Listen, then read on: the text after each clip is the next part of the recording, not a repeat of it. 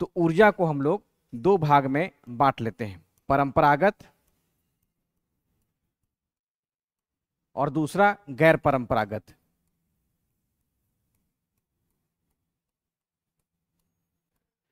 ये वाला जो चैप्टर आप लोग पढ़ रहे हैं उसमें कोयला से बहुत सवाल पूछा गया है, कोयले का भंडार, कोयले का वितरण, और दूसरा पेट्रोलियम से भी सवाल पूछा गया है।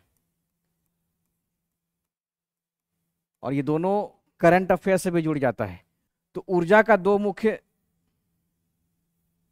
आज फिर नहीं काम कर रहा है ये वाला।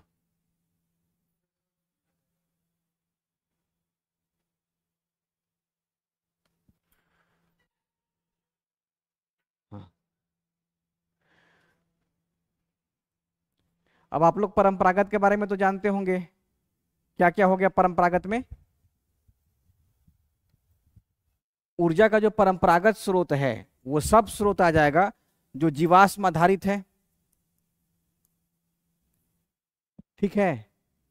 ऊर्जा का हम लोग जिस चीज से ऊर्जा प्राप्त करते हैं, तो जैसे मान लीजिए कि कोयला हो गया, अभी पेट्रोलियम पढ़ेंगे, प्राकृतिक गैस, परमाणु ऊर्जा, ये सब का सब क्या हो गया, परंपरागत ऊर्जा स्रोत है। लेकिन धीरे धीरे हम किधर जा रहे हैं, गैर परंपरागत ऊर्जा स्रोत की तरफ। क्यों? क्योंकि इसका जो भंडार है वो सीमित है। ऐसा माना गया कि कोयला जो है अधिकतम 30 से 40 साल के लिए ही अपने पास रिजर्व बचा है, उसके बाद खत्म हो जाएगा।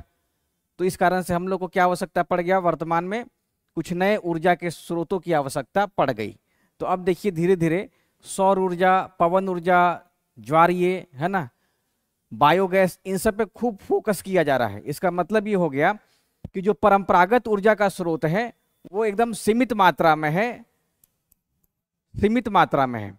इस कारण से जो भविष्य है उसकी ऊर्जा की आवश्यकता की पूर्ति हेतु ये सब काम अब नहीं आने वाला है ना। इनका जो ये जो तैयार भी होता है तो इसमें लाखों साल लग जाता है। इसी कारण से हम लोग को आवश्यकता पड़ गई ऊर्जा के गैर परंपरागत सोर्स के लिए। इसीलिए सौर ऊर्जा, पवन ऊर्जा, ज्वारीय ऊर्जा, इन सब का विकास किया जा रहा है।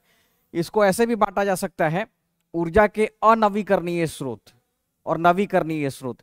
अनवीकरणीय स्रोत जिसको हम लोग अंग्रेजी में नॉन रिन्यूएबल कहते हैं, है ना, नॉन रिन्यूएबल, NERENEWABLE, है ना, RENE, रिन्यूएबल। इसका मतलब क्या हो गया, अनवीकरणीय, अनवीकरणीय। तो इसका तात्पर्य ये हो गया ना कि इसको किसी भी माध्यम से हम लोग दोबारा इस्तेमाल नहीं कर सकते हैं। तो अनवीकरणीय ऊर्जा का स्रोत है कि एक बार इस्तेमाल कर लिए तो इसका जो रिजर्व है, भंडार है, वो समाप्त हो गया। जैसे कोयला, कोयला का अगर भंडार समाप्त हो जाएगा तो फिर हम लोग कोयला जल्दी नहीं मिलेगा, है ना। अपने पास कोयला किस काल का है, हाँ, 2 समय का है।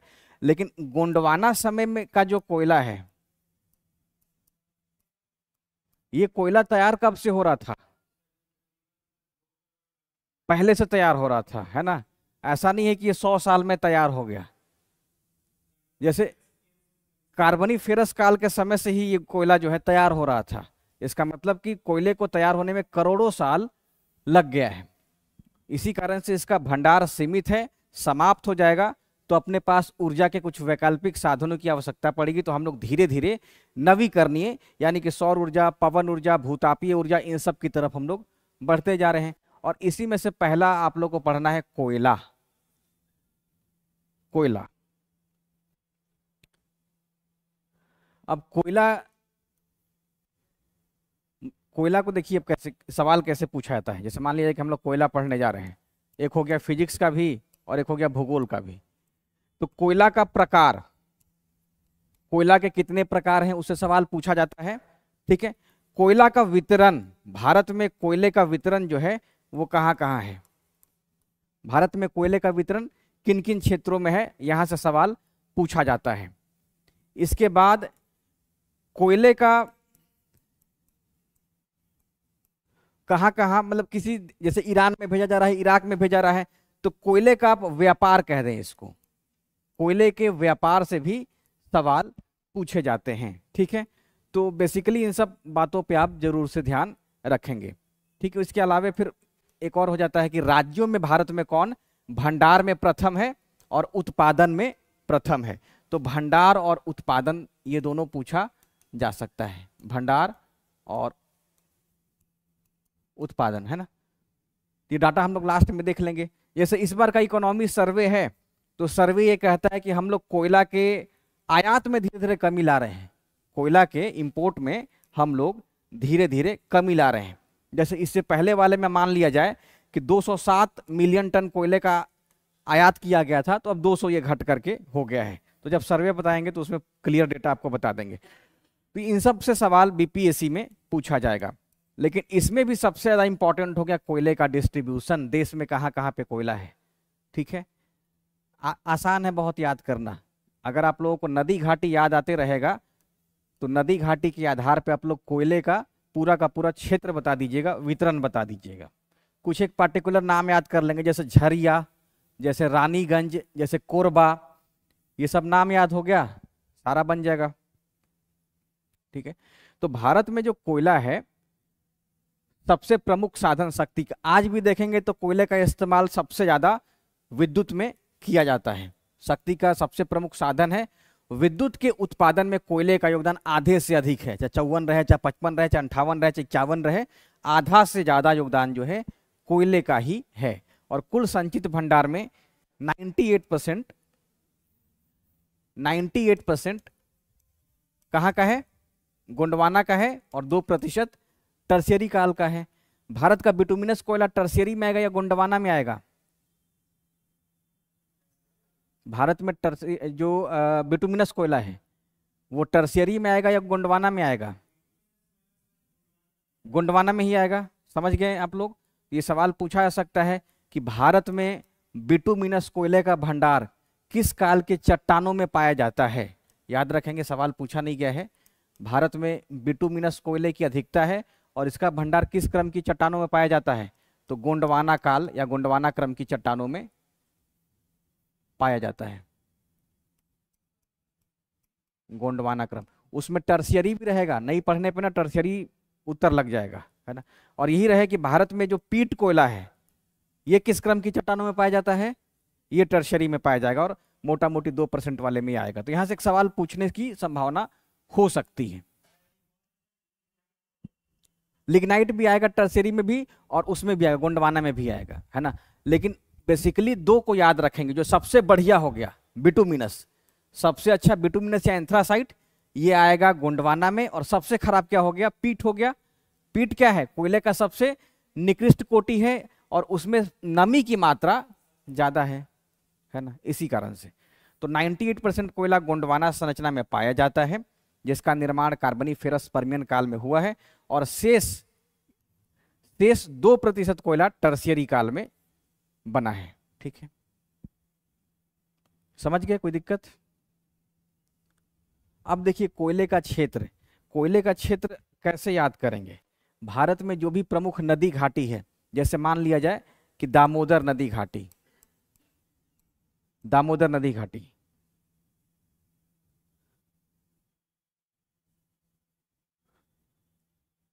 दूसरा महानदी घाटी, ठीक है। उसके अलावे सोन नदी घाटी, सोन नदी घाटी, और क्या हो सकता है? गोदावरी हो सकता है। तो जो भी नदी घाटी है उस नदी घाटी में, वर्धा, उस नदी घाटी में जो कोयला है पाया जाएगा। ठीक है, तो ये आसान है याद करना। अब जैसे महानदी घाटी है तो कोई ना कोई एक राज्य इसमें ज्यादा इंपॉर्टेंट रहेगा, है ना, जैसे छत्तीसगढ़। तो अब गोंडवाना कोयला का जो क्षेत्र है वो दामोदर है, सोन नदी घाटी, महानदी घाटी, गोदावरी, वर्धा इत्यादि नदी घाटियों में ये मिलता है। सब का सब जितना भी नदी घाटी है इन सब में गोंडवाना क्रम का चट्टान या गोंडवाना क्रम का कोयला पाया जाता है। और दूसरा हो गया टर्शियरी, तो जैसे जम्मू कश्मीर हो गया, असम हो गया, मेघालय हो गया, तो इन सब जगहों पे टर्शियरी कोयला क्षेत्र पाया जाता है। ये वो कोयले का प्रकार है जो अभी बनने की प्रक्रिया में है, बनने की प्रक्रिया में है। यानी कि यहाँ के कोयला क्षेत्र, यहाँ पे जितना भी वनस्पति या अवसाद जमा है वो अभी ताप और दाब से उस तरीके से रूपांतरित नहीं हुआ है जिस तरीके से गोंडवाना कोयला क्षेत्र हो गया है ना। तो अभी रूपांतरण की प्रक्रिया में है, इसी कारण से इसमें नमी की मात्रा बहुत ज्यादा है। जो कोयला टर्शियरी वाला है उसमें नमी बहुत ज्यादा है और वो अभी बनने की प्रक्रिया में है, बनने की प्रक्रिया में है। हम लोग कोई सा भी चीज तैयार करते नहीं है, प्रोडक्ट कुछ भी तैयार कर ले तो एक हो गया पूरा बना हुआ और एक हो गया बनने की प्रक्रिया में, है ना। जैसे रोटी ही हो गया, एक रोटी बन गया है और एक कच्चा ही है। तो टर्शियरी जो कोयला है वो अभी बनने की प्रक्रिया में ही है। इसी का वितरण इंपॉर्टेंट हो जाएगा, पूछा जा सकता है। यही जो वितरण हो गया, गोंडवाना है बहुत आसान। गोंडवाना थोड़ा बहुत भी जो लोग ज्योग्राफी पढ़ेंगे ना नदी घाटी के आधार पर बता देंगे, लेकिन टर्शियरी वाला जैसे नामचिक हो गया, नामरूप हो गया, ये कोयला का क्षेत्र पूछा जाता है कि किस राज्य में है। ठीक है, जैसे आप लोग विश्व के भूगोल में कालगुरली और कुलगाड़ी पूछा जाता है, याद है क्या है? हाँ ऑस्ट्रेलिया में तो, लेकिन किस लिए है? सोने के लिए है। मतलब सोना मतलब गोल्ड, सोना के लिए वो सोने वाला नहीं, सोने के लिए मतलब गोल्ड के लिए। ठीक वैसे ही अरुणाचल प्रदेश कोयले के लिए है। नामचिक, नामरूप, ये पूछा जा सकता है। शायद 69 में एक सवाल पूछा भी गया था टर्शियरी वाला से ही। तो मेघालय में जो नाम है ना इसको याद रखेंगे, कहाँ कहाँ पे टर्शियरी कोयला, और इसी को मान लीजिए पीट कोयला कह दिया तो कोई इसमें आश्चर्य नहीं है। चेरापूंजी, लेथरिंग्यू, माओलोंग और लोंगरीन, ये सब का सब मेघालय का कोयला क्षेत्र है जो कि टर्शियरी काल का कोयला है। असम, माकुम, अभी तेल में भी इसका नाम आएगा। जयपुर, छोटा नाम है जयपुर, नजीरा, ये सब का सब जो है टर्शियरी कोयला क्षेत्र है। एक जयपुर राजस्थान में भी है। इसके अलावे अरुणाचल प्रदेश, नामचिक, नामरुक, डिंगराक। नामचिक नामरुक ज्यादा चर्चा में भूगोल की किताब में रहता है ना, इसको याद रखेंगे। और जम्मू कश्मीर में कालाकोट क्षेत्र में कोयले का भंडार पाया जाता है। ये सब कौन सा क्षेत्र है? ये सब टर्शियरी काल का कोयला है ना। राज्य से पता चल जा रहा है, north east, north east, north east, और एक नॉर्थ वेस्ट हो गया। कहाँ? जहां पे अभी पर्वत है ना, और इन पर्वतों में क्या है, कभी न कभी वनस्पतियां दबी होंगी। हिमालय भी तो अभी बनने की प्रक्रिया में ही है ना, इसी कारण से वहां भूकंप भी आ रहा है हिमालयन क्षेत्रों में। तो वनस्पतियां होंगी, प्लस क्या हिमालय क्षेत्र में ताप और दाब काम कर रहा है? अभी ताप और दाब के कारण जो रूपांतरण की प्रक्रिया है वो काम करेगा ही। तो इसी कारण से टर्शियरी कोयला जो क्षेत्र है उत्तर पूर्वी भारत और उत्तर पश्चिमी भारत में दिखाई देगा। समझ गए? हो गया क्लियर? महानदी में नहीं है, ठीक है, वो सब गोंडवाना कोयले का क्षेत्र है। यहां तक कोई दिक्कत? उतार लीजिए इसको सब अपने कॉपी में शुरू से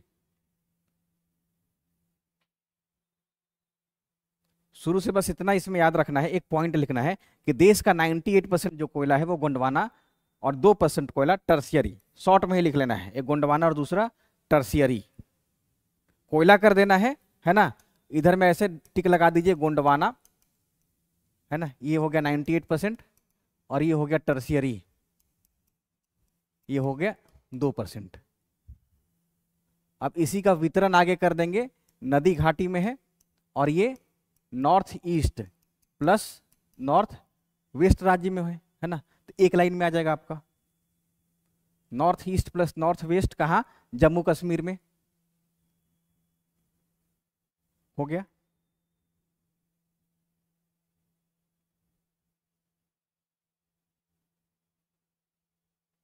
अब गोंडवाना वाले में अगर विस्तार से लिखना चाहेंगे तो लिख सकते हैं, लेकिन टर्शियरी लिखना जरूरी है।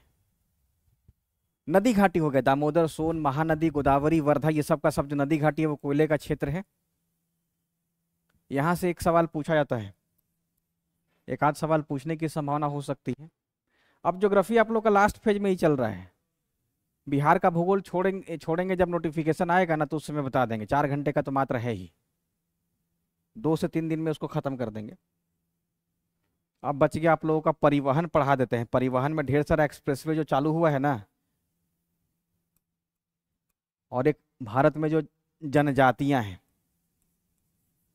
उद्योग पढ़ा दें, उद्योग पढ़ लीजिएगा आप लोग अपने से, उद्योग में कुछ है नहीं, उद्योग आप लोग खुद से कर लीजिएगा।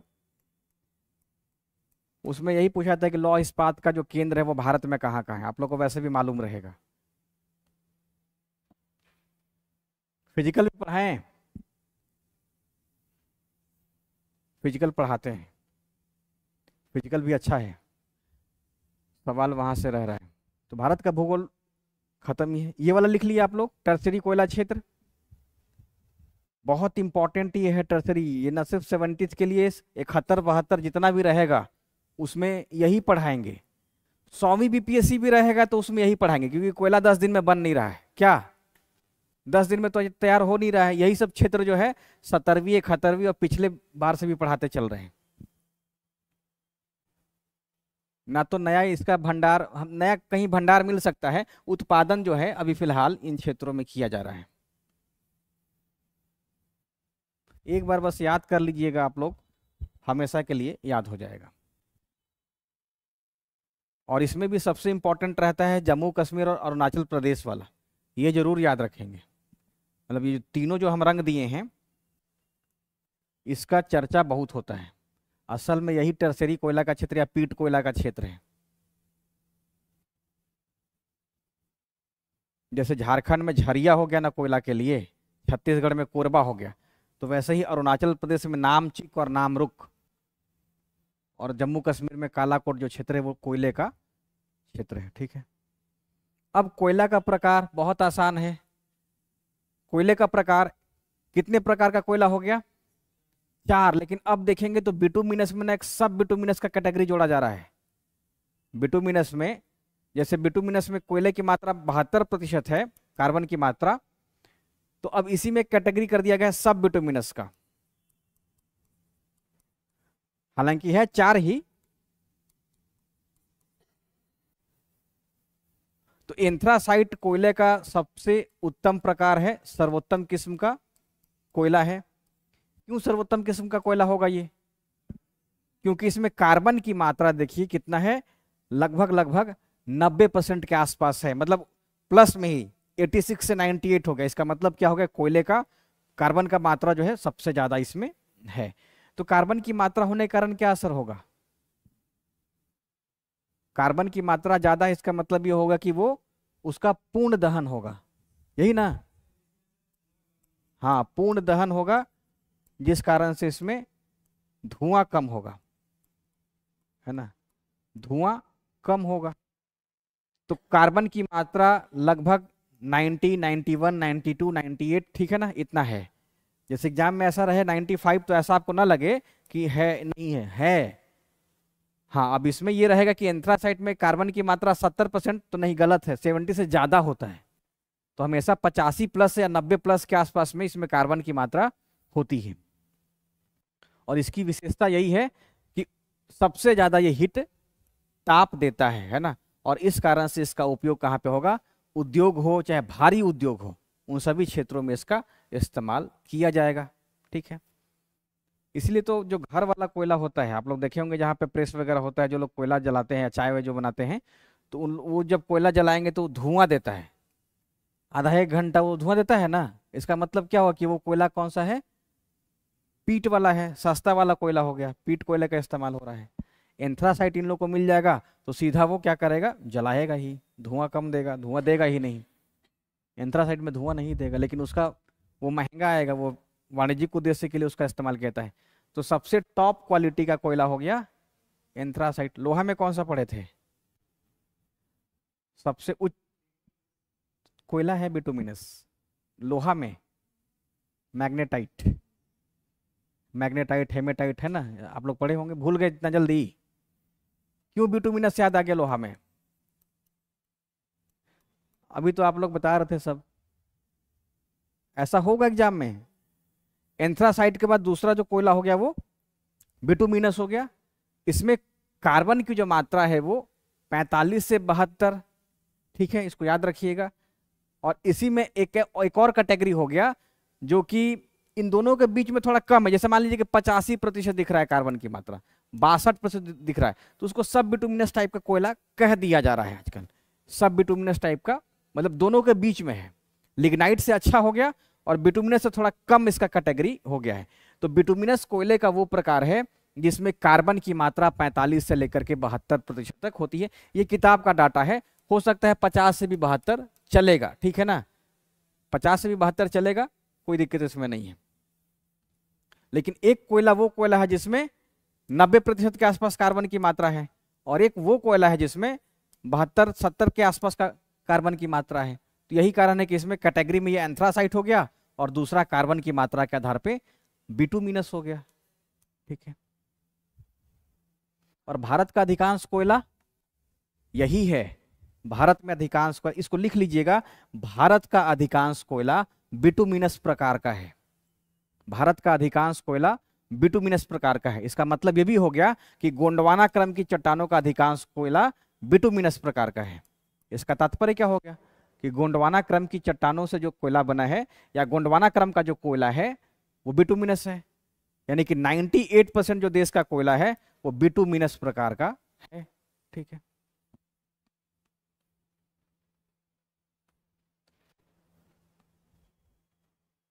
उसके बाद कोयले का तीसरा प्रकार है लिग्नाइट। इस लिग्नाइट में कार्बन की मात्रा 25 से 35 या 40 तक के आसपास में होती है, और इसका मुख्य विशेषता वही रहेगा कि ये काला नहीं होगा। अब काला नहीं होगा तो इसका मतलब कि ये भूरा हो गया है ना, इसमें नमी की मात्रा अधिक हो गई, इस कारण से ये भारी भी हो जाएगा।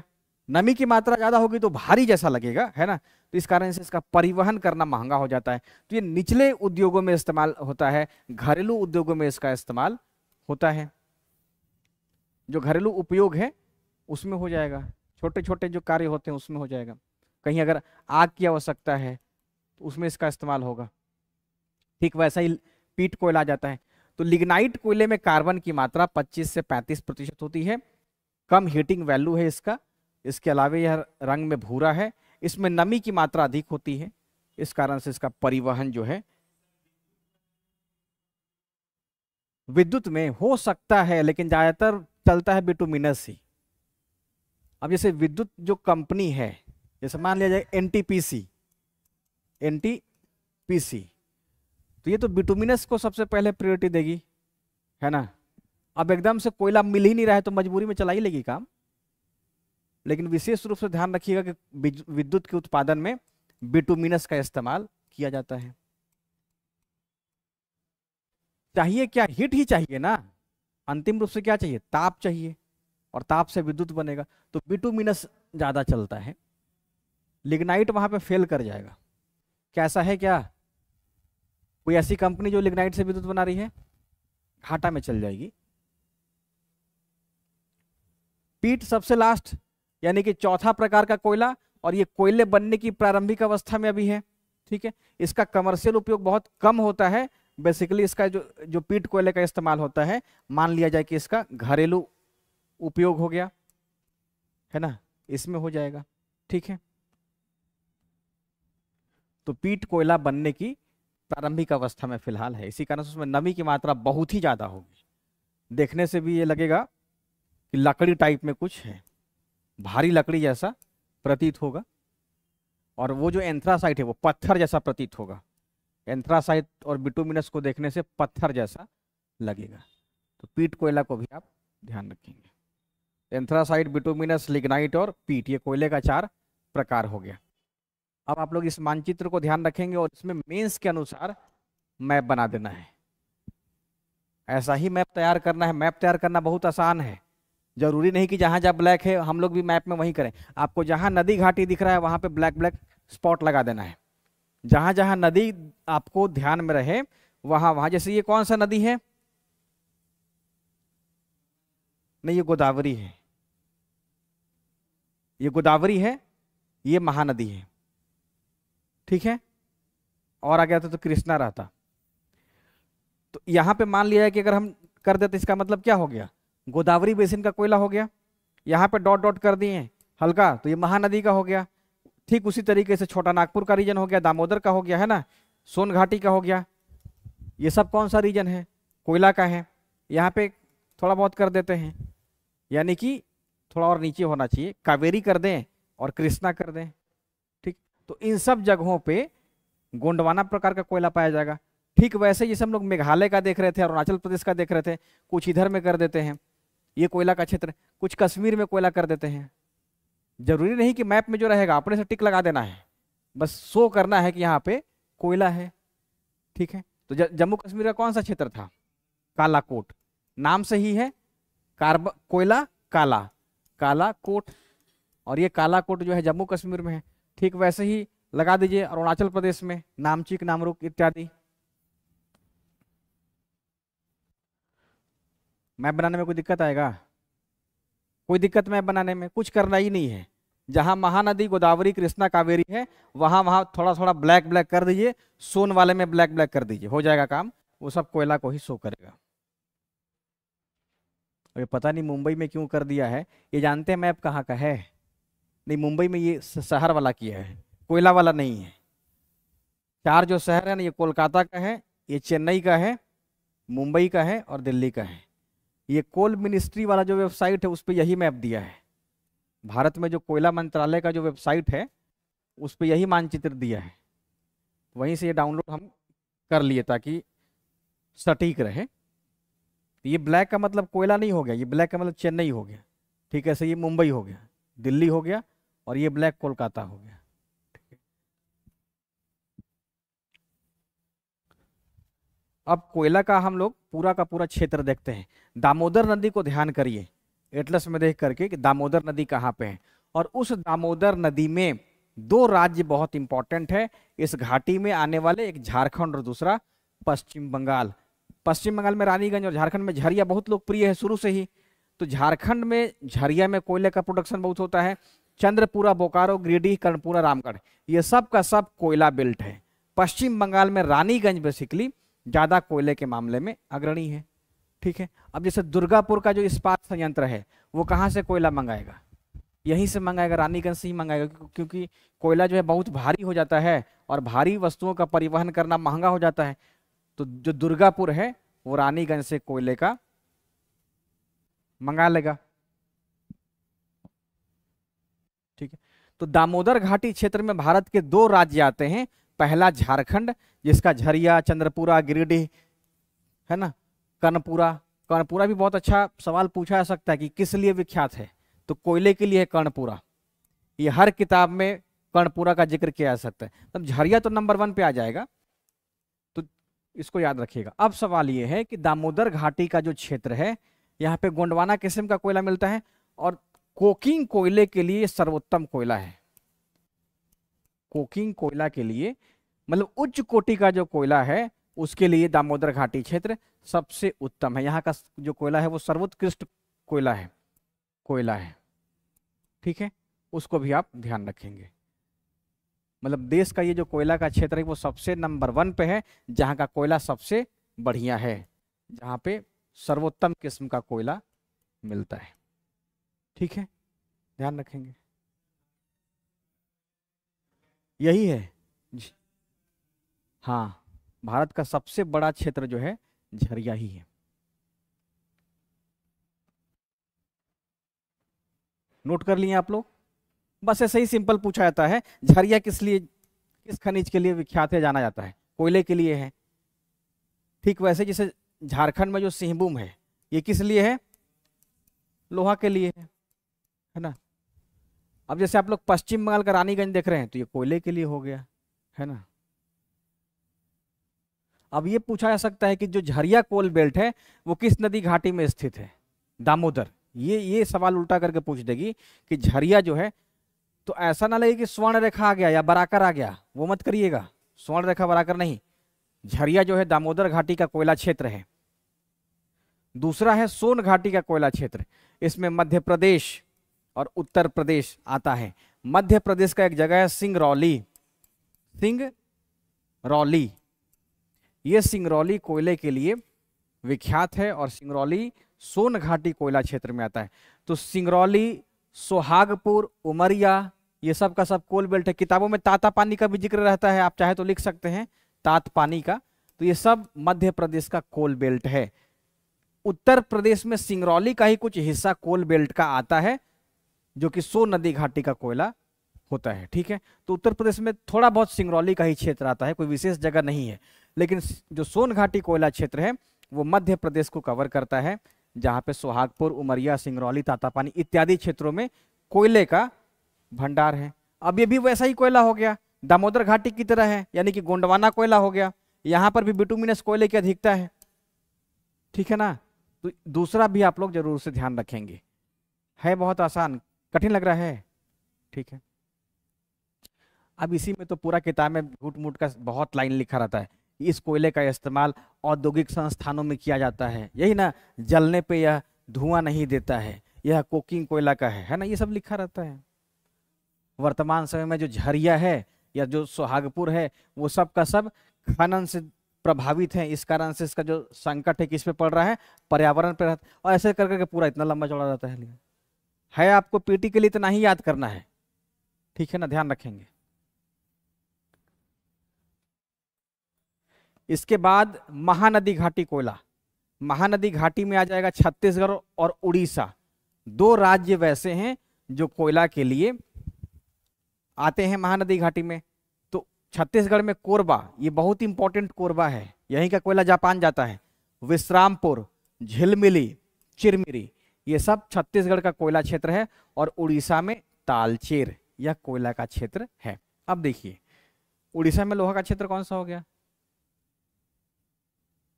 उड़ीसा में लोहा का क्षेत्र क्या है बताए थे ना, पहला हो गया गुरुम हिसानी। गुरुम हिसानी किस लिए है, लोहे के लिए है। बादाम पहाड़ किस लिए है, लोहे के लिए है। सुलेपत किस लिए है, लोहे के लिए है। मयूरभंज किस लिए है, ठीक है। क्योंझर बोनाई, ये सब किस लिए है, लोहा। ठीक वैसे ही तालचेर पूछा जाएगा कि उड़ीसा का तालचेर किस खनिज के लिए किस खनिज से संबंधित है, तो कोयला हो गया। ऐसे ही छांटना पड़ेगा आपको। जैसे उड़ीसा का सुंदरगढ़ हो गया, कल आप लोग पढ़ रहे थे सुंदरगढ़, तो क्या यहाँ पे मैग्नीज हम बता नहीं रहे थे, तो सुंदरगढ़ कोयला आप लोग मत कीजिएगा, ठीक है। किस लिए है, मैग्नीज यहाँ से प्राप्त होता है। तो महानदी घाटी कोयला जो क्षेत्र है उसमें दो राज्य आते हैं, पहला छत्तीसगढ़, दूसरा उड़ीसा। और छत्तीसगढ़ में कोरबा है, विश्रामपुर है, झिलमिली है, चिरमिरी, चारों को याद कर लेंगे। ये सब कोल बेल्ट है, ना तो लोहा, न ही मैग्नीज, न ही चूना पत्थर। ये शुद्ध रूप से ध्यान रखेंगे कि ये कोल बेल्ट ही है। धनबाद कोई लोग गए हैं, झरिया वरिया नहीं, किसी का अनुभव नहीं रहा है, गए हैं तो वहां का जो वायुमंडल है वो कैसा रहता है, हवा काला दिखता है। एक बार अगर धनबाद से गुजर गए और जा करके नहा रहे हैं तो पूरा ब्लैक आता है ना, पूरा शरीर से काला काला गिरने लगता है, धन है ना। सोचिए हम लोग जिस जगह पर रहते हैं और जो झरिया वाले लोग हैं, तो कोयला का जो डस्ट है वो सब शरीर काला कर देता है। मेरा भी एक बार सामना हुआ है झरिया से, तो पूरा शरीर ही ब्लैक हो गया एकदम, जाके नहाए तो पूरा काला काला गिर रहा है, इतना ज़्यादा पॉल्यूशन होता है। तो ये याद हो गया आप लोगों को, है आसान, ठीक है। उसके बाद गोदावरी घाटी, कुछ नहीं करना, ऊपर का इसलिए नहीं पढ़ना है कि वो नहीं पूछा जाता है, किताब में ऐसे ही बड़ा कर दिया जाता है कि गोदावरी घाटी कोयला क्षेत्र भारत के तेलंगाना और आंध्र प्रदेश राज्यों में स्थित महत्वपूर्ण है, ठीक है। बिटुमिनस के लिए जाना जाता है, मतलब सब नदी घाटी गोंडवाना है तो बिटुमिनस के लिए जाना जाएगा। और ध्यान रखेंगे तेलंगाना में ये सब आता है, आंध्र प्रदेश में थोड़ा कम है। तेलंगाना का करीमनगर, सिंगरेनी, खमम या खमाम और वारंगल, ये कोल फील्ड, ये कोल फील्ड या कोल बेल्ट आता है, ठीक है। तो गोदावरी घाटी में दो राज्य आते हैं, एक आंध्र प्रदेश, दूसरा तेलंगाना। और इन राज्यों में कोयला नदी घाटी में पाया जाता है, गोदावरी नदी घाटी में सिंगरेनी। अब सिंगरेनी और सिंगरौली में अंतर नजर आ रहा है, सिंगरौली कहाँ का है, किस नदी घाटी का है, सोन नदी घाटी का। जो सिंगरौली है वो सोन नदी घाटी का है, यहां पे आप लोग एकदम अलर्ट रहेंगे। सिंगरौली, जैसे इतिहास में बिंदुसार और बिंबिसार में अंतर है, दोनों एक ही राजा नहीं है ना। बिंदुसार किसका राजा है, किस वंश का राजा है, बिंदुसार, और बिंबिसार हर्यक वंश का है। तो ठीक वैसे ही जो सिंगरौली है वो सोन नदी घाटी का है, और जो सिंगरेनी है वो गोदावरी नदी घाटी का है। अब एग्जाम में आपको एग्जामिनर पूछेगा, क्लियर बता दीजिएगा, अदरवाइज ये गलत हो सकता है। ऐसा ना लगे कि सिंगरेनी ही सिंगरौली है, ठीक है। करीमनगर, खमाम और वारंगल ये सब तेलंगाना का कोल फील्ड है, ठीक है। तो गोदावरी भी आसान हो गया, मेन उसका केंद्र याद करना है। उसके बाद वर्धा नदी घाटी। अब वर्धा नदी घाटी में कौन कौन सा जगह है? महाराष्ट्र का आ रहा है, चंद्रपुर, यवतमाल, नागपुर। तो भारत के महाराष्ट्र राज्य में स्थित प्रमुख कोयला क्षेत्र है। यह क्षेत्र विशेष रूप से अपनी कोयला, ठीक है, वो लाइन पढ़ने की आवश्यकता नहीं है। केंद्र क्या याद रखना है? महाराष्ट्र का चंद्रपुर, यवतमाल, नागपुर, ये सब का सब वर्धा नदी घाटी का कोयला क्षेत्र है, ठीक है। अब इसी में ना मिलान करने के लिए देगा, आपको कुछ केंद्रों का नाम लिखा रहेगा और इस तरफ में ऑप्शन रहेगा सोन, महानदी, गोदावरी और इधर में वर्धा। अब 4 यहाँ पे केंद्र रहेगा, उसका मिलान करके आपको कूट के माध्यम से चुनना पड़ेगा कौन सा सही कूट बैठ रहा है ना। तो यवतमाल जो है वर्धा नदी घाटी का है, नागपुर वर्धा नदी घाटी का, चंद्रपुर जो है वर्धा नदी घाटी। मतलब ये सब आपको नदी घाटी के अनुसार याद करना पड़ेगा, समझ गए। और उसमें भी सिंगरेनी और सिंगरौली एक ही में रहेगा, तो फिर आप एकदम से कॉन्शियस रहेंगे कि सिंगरेनी को कहाँ लगा देना है? गोदावरी में। एक आ गया सतपुड़ा कोयला क्षेत्र। सतपुड़ा कहने का मतलब क्या हो गया? नर्मदा के दक्षिण। तो सतपुड़ा कोयला क्षेत्र जो है भारत के मध्य प्रदेश राज्य में है, और यह क्षेत्र अपनी उच्च गुणवत्ता वाली यानी कि बिटुमिनस कोयला के लिए जाना जाता है। और बेसिकली यहाँ ताप विद्युत उत्पादन किया जाता है। और इसका जो मुख्य केंद्र हो गया महापानी, घोरबारी, पाथरखेड़ा, ये कोल बेल्ट है मध्य प्रदेश का, जो कि सतपुड़ा क्षेत्र में आता है। तो एमपी का सतपुड़ा कोल बेल्ट, सतपुड़ा कोल फील्ड। अब ये बताएं, एमपी का आप लोग एक और नदी घाटी का पढ़ रहे थे, वो कौन सा था? सोन नदी घाटी। उसमें क्या था? सिंगरौली। और कौन कौन सा केंद्र था? और कौन कौन सा? उमरिया भी था, तातपानी भी था, सोहागपुर था, ठीक है। तो सोन नदी घाटी प्लस सतपुड़ा कोयला क्षेत्र, इन दोनों का मध्य प्रदेश से संबंध है। महापानी, घोरबारी, पाथरखेड़ा ये सतपुड़ा कोल फील्ड में आता है, ठीक है। सतपुड़ा का मतलब क्या होगी? वो पहाड़ है, वनस्पति वहां पे दबी हुई होगी, ठीक है ना। सतपुड़ा महादेव मैकाल बना भी तो वैसे ही है, इसी कारण से तो उसमें चूना पत्थर, बलुआ पत्थर टाइप का चट्टान मिल रहा है, यानी कि कोई बेसिन है, उस बेसिन में अवसादों का जमाव हुआ है और धीरे धीरे वहां पे सतपुड़ा महादेव मैकाल पर्वत बना है। अब जब पर्वत बन रहा होगा तो कुछ वनस्पति दब गई होगी, तो है चूंकि पुराना, इस कारण से इसका कोयला थोड़ा अच्छा हो गया है। हिमालय है नया, इस कारण से वो बनने की प्रक्रिया में है। तो सतपुड़ा कोयला क्षेत्र के इन केंद्रों के नाम को आप ध्यान रखेंगे। याद हो गया कि नहीं? कोल फील्ड, कोल पूछा जाता है, अभी एक बार और करा देंगे। एक हो गया राजमहल, नाम से क्या है? झारखंड। तो राजमहल जो कोयला क्षेत्र है वो भारत के झारखंड राज्य में स्थित एक महत्वपूर्ण कोयला क्षेत्र है। और कंपनी करती है, कंपनी नहीं पूछा जाता है। ओपन कास्ट का मतलब ये हो गया खुला, जो खुला क्षेत्र है, मतलब आपको वहां पे जाने के बाद जमीन पे ही कोयला खुदाई होते दिखाई देगा। तो ओपन कास्ट खनन होता है, जिससे बड़े पैमाने पर कोयले का उत्पादन होता है। और राजमहल कोयला क्षेत्र में ललमटिया केंद्र प्रमुख है। ललमटिया में क्या होता है? कोयला होता है, लालमटिया में कोयला। लाल मटिया चले गए हैं, सब कुछ काला काला दिख रहा है, समझ गए। अगर एग्जाम में रहे कि लाल मटिया फेमस है लाल मिट्टी के लिए, ठीक है, मिट्टी लाल हो सकता है लेकिन कोयले का केंद्र राजमहल में लाली मिट्टी है, तो लाल मटिया को ध्यान रखिएगा, वहां पे कोयले का प्रोडक्शन किया जाता है ना।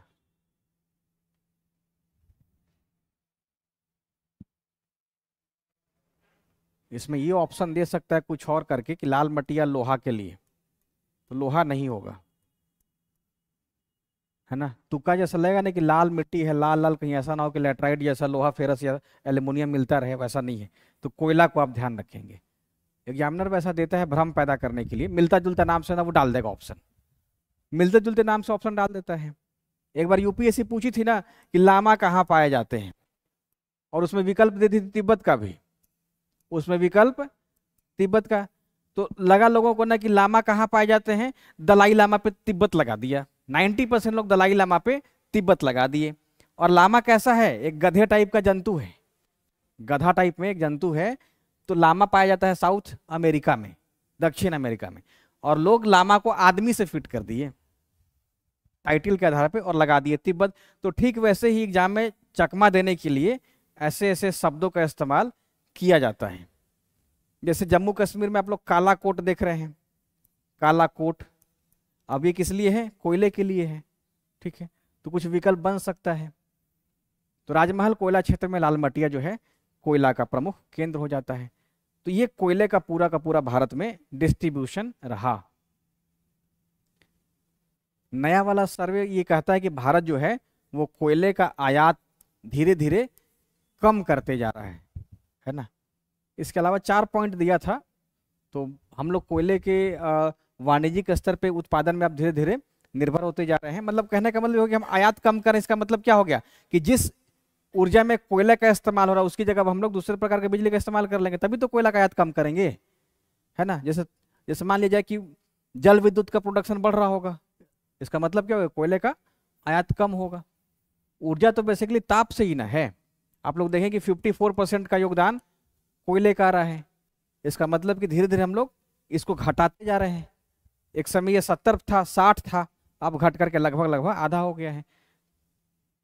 तो कोयला का जो पूरा का पूरा फील्ड है वो आप ध्यान रखेंगे। सबका क्लियर हो गया, क्लियर हो गया। दामोदर नदी घाटी में कौन कौन सा कोयला क्षेत्र आ रहा है, कौन कौन सा आएगा,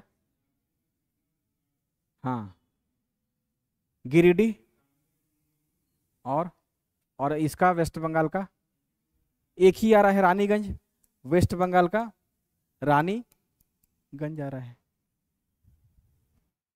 रिपीट कर देते हैं ताकि आपको याद हो जाए।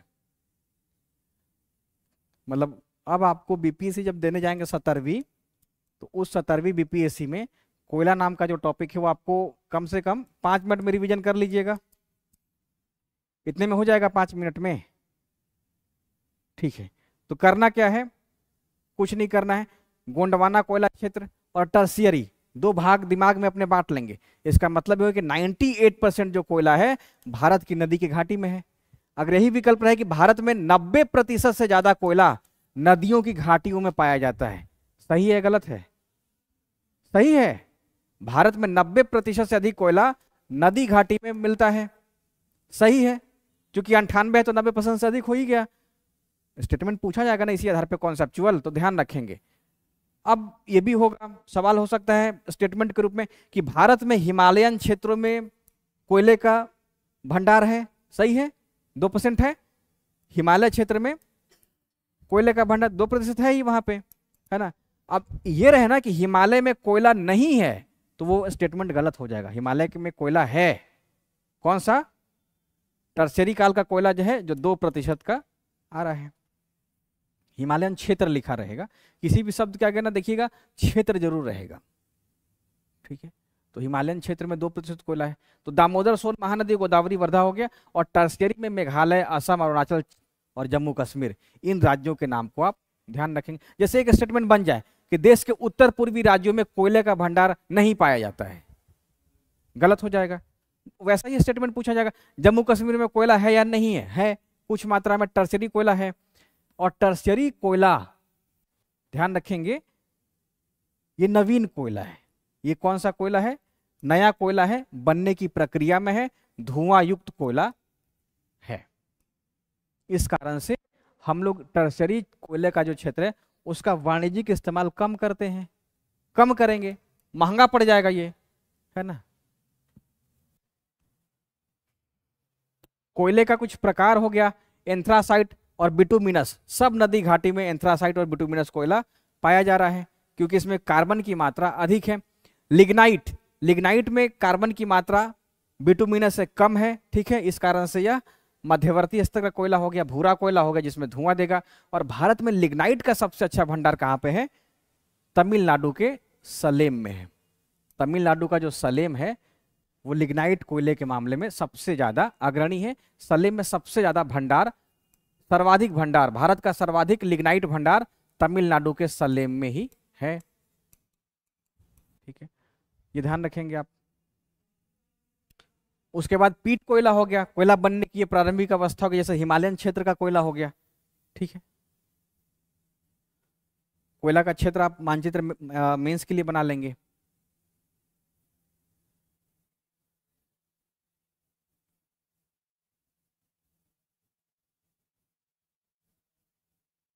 पहला हम लोग दामोदर घाटी देख रहे थे, तो दामोदर घाटी में झरिया हो गया, चंद्रपुरा होगा, बोकारो, गिरिडीह, कर्णपुरा, रामगढ़, और पश्चिम बंगाल में रानीगंज। गौर किए रहिएगा, हम बोल देते हैं एक बार। सो नदी घाटी कोयला क्षेत्र भारत के 2 राज्यों में है, एमपी में भी है, उत्तर प्रदेश में। यहाँ पे आपको ये भी ध्यान रखना है कि मध्य प्रदेश में एक और कोयला है, कौन सा? सतपुड़ा, ललमटिया। ललमटिया था नहीं, एक था राजमहल में ललमटिया था, तो सतपुड़ा में क्या था, ध्यान से ही निकल गया। अच्छा खैर अभी आएगा। तो सोन नदी घाटी का जो कोयला है, सुहागपुर, उमरिया, तातपानी, और एक सिंगरौली था, सिंगरौली, ये हो गया। उत्तर प्रदेश में भी सिंगरौली का कुछ हिस्सा आता है। उसके बाद हो गया महानदी, कोरबा, झिलमिली, चिरमिरी, उड़ीसा में तालचेर। अब जैसे मान लीजिए कि ये पूछे कि राउरकेला में कहां से कोयला, राउरकेला इस्पात और संयंत्र में कहां से कोयला आ रहा है? तालचेर में आता है राउरकेला। ठीक है, तो बेसिकली तालचेर से कोयला मंगाएगा, लेकिन राउरकेला झरिया से भी, रानीगंज से भी कोयला मंगाता है। तालचेर उतना सप्लाई नहीं कर पाता है। गोदावरी घाटी में तेलंगाना विशेष है, सिंगरेनी, करीमनगर, खमाम और वारंगल। वर्धा घाटी में चंद्रपुर, यवतमाल, नागपुर, यानी कि महाराष्ट्र का कोल बेल्ट आ गया। सतपुड़ा में आ गया महापानी, घोरबारी, पाथरखेड़ा। ये थोड़ा नाम आप लोग ध्यान रख लीजिएगा, महापानी, घोरबारी, पाथरखेड़ा, यानी कि एमपी में सिंगरौली भी है, सुहागपुर, उमरिया, तातपानी प्लस महापानी। तातपानी से ही महापानी जोड़ दीजिए, कुछ याद हो जाए थोड़ा बहुत। घोर, ये सब अभी पूछा ही नहीं गया है, पाथरखेड़ा भी नहीं पूछा गया, इसी कारण से हम लोग को भी इस पे कोई विशेष याद नहीं रहता है। जो चालू सवाल पूछा जाता है झरिया से, झरिया, रानीगंज, है ना, ये सब पूछा जाता है। तालचेर पूछा गया है, सलेम का भी पूछा गया है, महापानी, घोरबारी, पाथरखेड़ा। खैर राजमहल में लालमटिया आप लोग याद रखेंगे, हो गया काम। उसके बाद अब आ जाते हैं खनिज तेल और प्राकृतिक गैस में। करा दें, कुछ क्वेश्चन कराएं आप लोगों को, कुछ क्वेश्चन कराते हैं, है ना, एकदम से ना रट्टा टाइप में हो गया है। कुछ क्वेश्चन कराते हैं फिर इस पे आते हैं। पीटी में बहुत रटना है, बहुत याद करना है।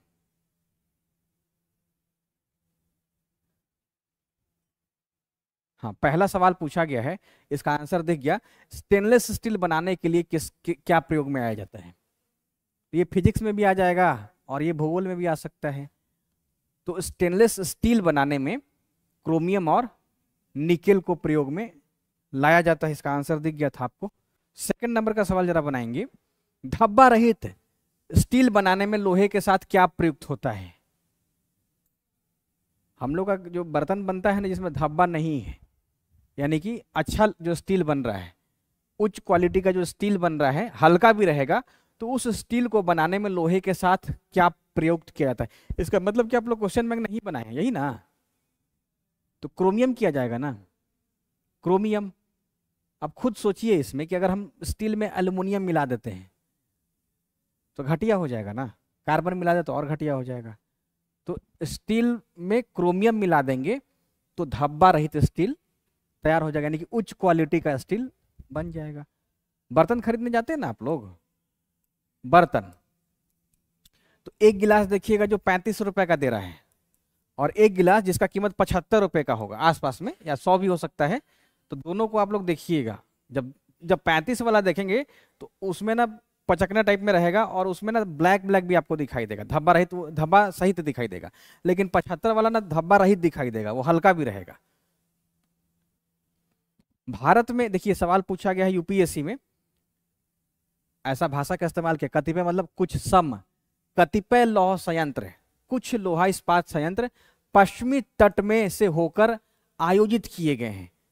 साफ साफ लग रहा है कि गूगल का ट्रांसलेट किया हुआ है, यूपीएससी कर दी है। इस उद्योग के लिए अवस्थितीय लोकेशन स्थानांतरण का प्रमुख कारण क्या है? पहला ऑप्शन है पश्चिमी तटीय क्षेत्र में अधिकाधिक नाभिकीय ऊर्जा का जनन, गोवा एवं मध्य प्रदेश के कुछ भागों में उत्तम श्रेणी के लौह अयस्कों का मिलना तथा इस्पात निर्यात की तुलनात्मक सुविधा। तीसरा हो गया पश्चिमी तटीय क्षेत्र से भारतीय लौह की अंतर्राष्ट्रीय मांग में कमी, स्पंज तकनीक का अपनाया जाना। बन रहा है सवाल ये वाला बी, सही जवाब बी ही है। तो इस उद्योग के अवस्थितीय स्थानांतरण का प्रमुख कारण क्या है? ये सवाल इसलिए समझना आसान हो गया, इसमें ये कह रहा है कि कुछ जो लोहा संयंत्र है वो पश्चिमी तट पर भी लगाया गया है, जैसे भद्रावती लगाया गया है ना, Bhadravati iron and steel industry, जिसको हम लोग विश्वेश्वरैया के भी नाम से जानते हैं। ठीक है, कर्नाटक में पश्चिमी घाट तट पे है ना। तो अब इसको लोहा कहाँ से मिल रहा है? गोवा वाले से, पिरनादोल पालेउंडा हम बताए थे आप लोगों को। तो गोवा एवं मध्य प्रदेश के कुछ भागों में उत्तम श्रेणी के लौह अयस्क, ठीक है, समझ में आ रहा है धीरे धीरे, यानी कि पालेउंडा हो गया, पिरनादोल हो गया, तो वहां से कुछ उत्तम श्रेणी का लौह अयस्क मिल रहा है और इस क्षेत्र से इस्पात निर्यात की तुलनात्मक सुविधा। अब इस मतलब पोर्ट का नाम पूछा जा रहा है। पोर्ट कहने का मतलब जैसे मरमा गांव से निर्यात कर सकता है, मरमा गांव, है ना। पश्चिमी तटीय क्षेत्र से भारतीय लौह की अंतर्राष्ट्रीय मांग में कमी नहीं, ये गलत हो गया, ये भी गलत हो गया। तो इसका उत्तर हो जाएगा ऑप्शन बी। तो उद्योगों के स्थानीयकरण के कुछ कारक होते हैं, जैसे लोहा इस्पात वहीं लगाया जा सकता है जहां पे नजदीकी क्षेत्र में लोहा मिले, लौह अयस्क रहे, ठीक है, उसको नजदीकी से कोयला की भी प्राप्ति हो जाए, कोयले की आपूर्ति होते रहे, उसको नजदीक से मैग्नीज। क्या कारण है कि सारे के सारे इस्पात संयंत्र कोई ना कोई नदी के किनारे लगा दिया गया है?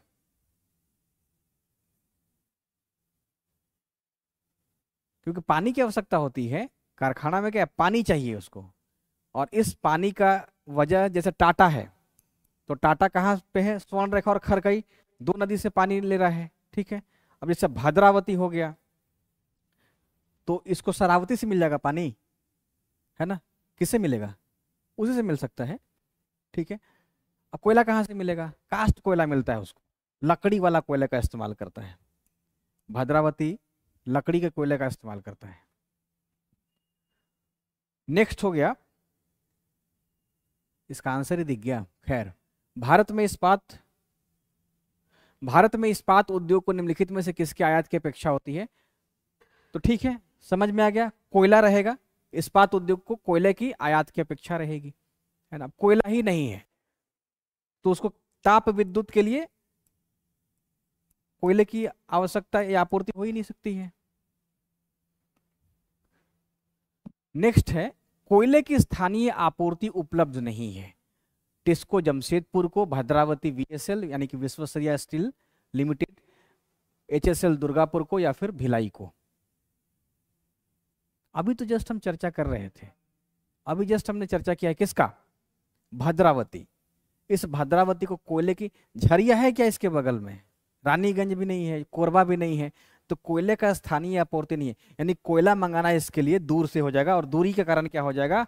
कोयला महंगा हो जाएगा इसको, है ना, ठीक है, प्लस परिवहन भी महंगा हो जाएगा।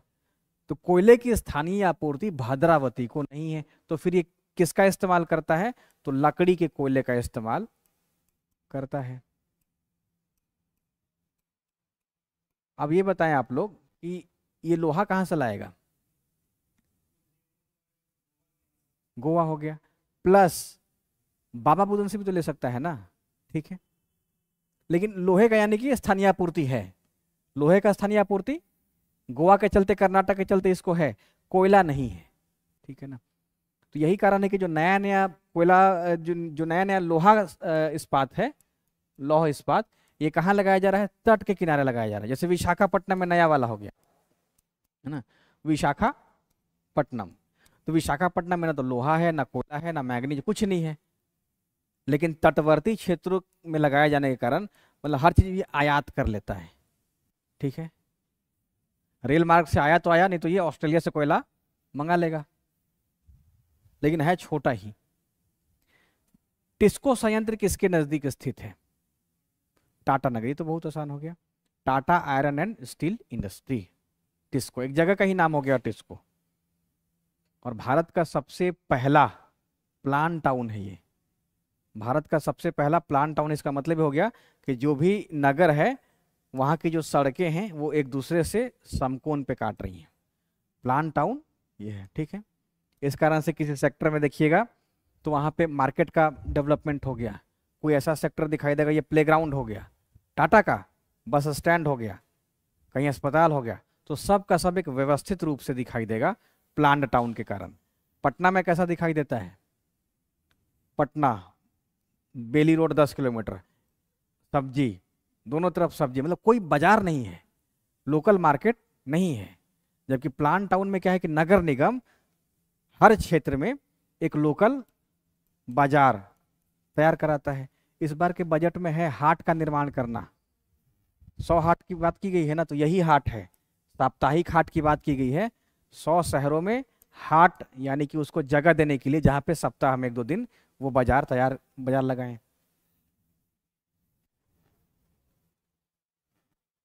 निम्नलिखित में से कौन सा एक कथन सही नहीं है? भारत के सार्वजनिक क्षेत्र का प्रथम एकीकृत इस्पात संयंत्र राउरकेला इस्पात संयंत्र से स्थापित किया गया था, इसको पढ़िए अच्छे से।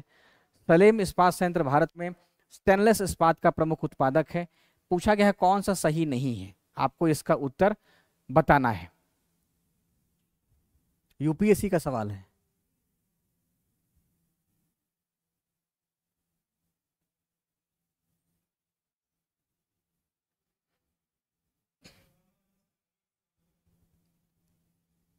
महाराष्ट्र इलेक्ट्रो मतलब उसी का पूरक है, ठीक है ना। जैसे दानापुर पटना का अनुषंगी नगर हो गया, सैटेलाइट टाउन, ठीक है, तो उसी का पूरक हो गया। महाराष्ट्र इलेक्ट्रोस्मेल्ट लिमिटेड भारत इस्पात, गूगल ट्रांसलेट है इसीलिए ऐसा कर दिए हैं। उत्तर ए है, ए गलत है। क्यों?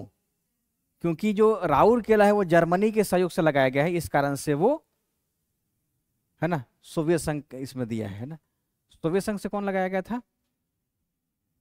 भिलाई, बोकारो भी है, तो भिलाई मतलब देश में जब सेकंड पंचवर्षीय योजना चल रही थी, सेकंड 5 ईयर प्लान, तो उसमें 3 बड़े लोहा इस्पात के कारखाने लगाए गए, एक राउरकेला लगाया गया था, एक भिलाई, और तीसरा दुर्गापुर। दुर्गापुर किसकी सहायता से? ब्रिटेन की सहायता से लगाया गया था।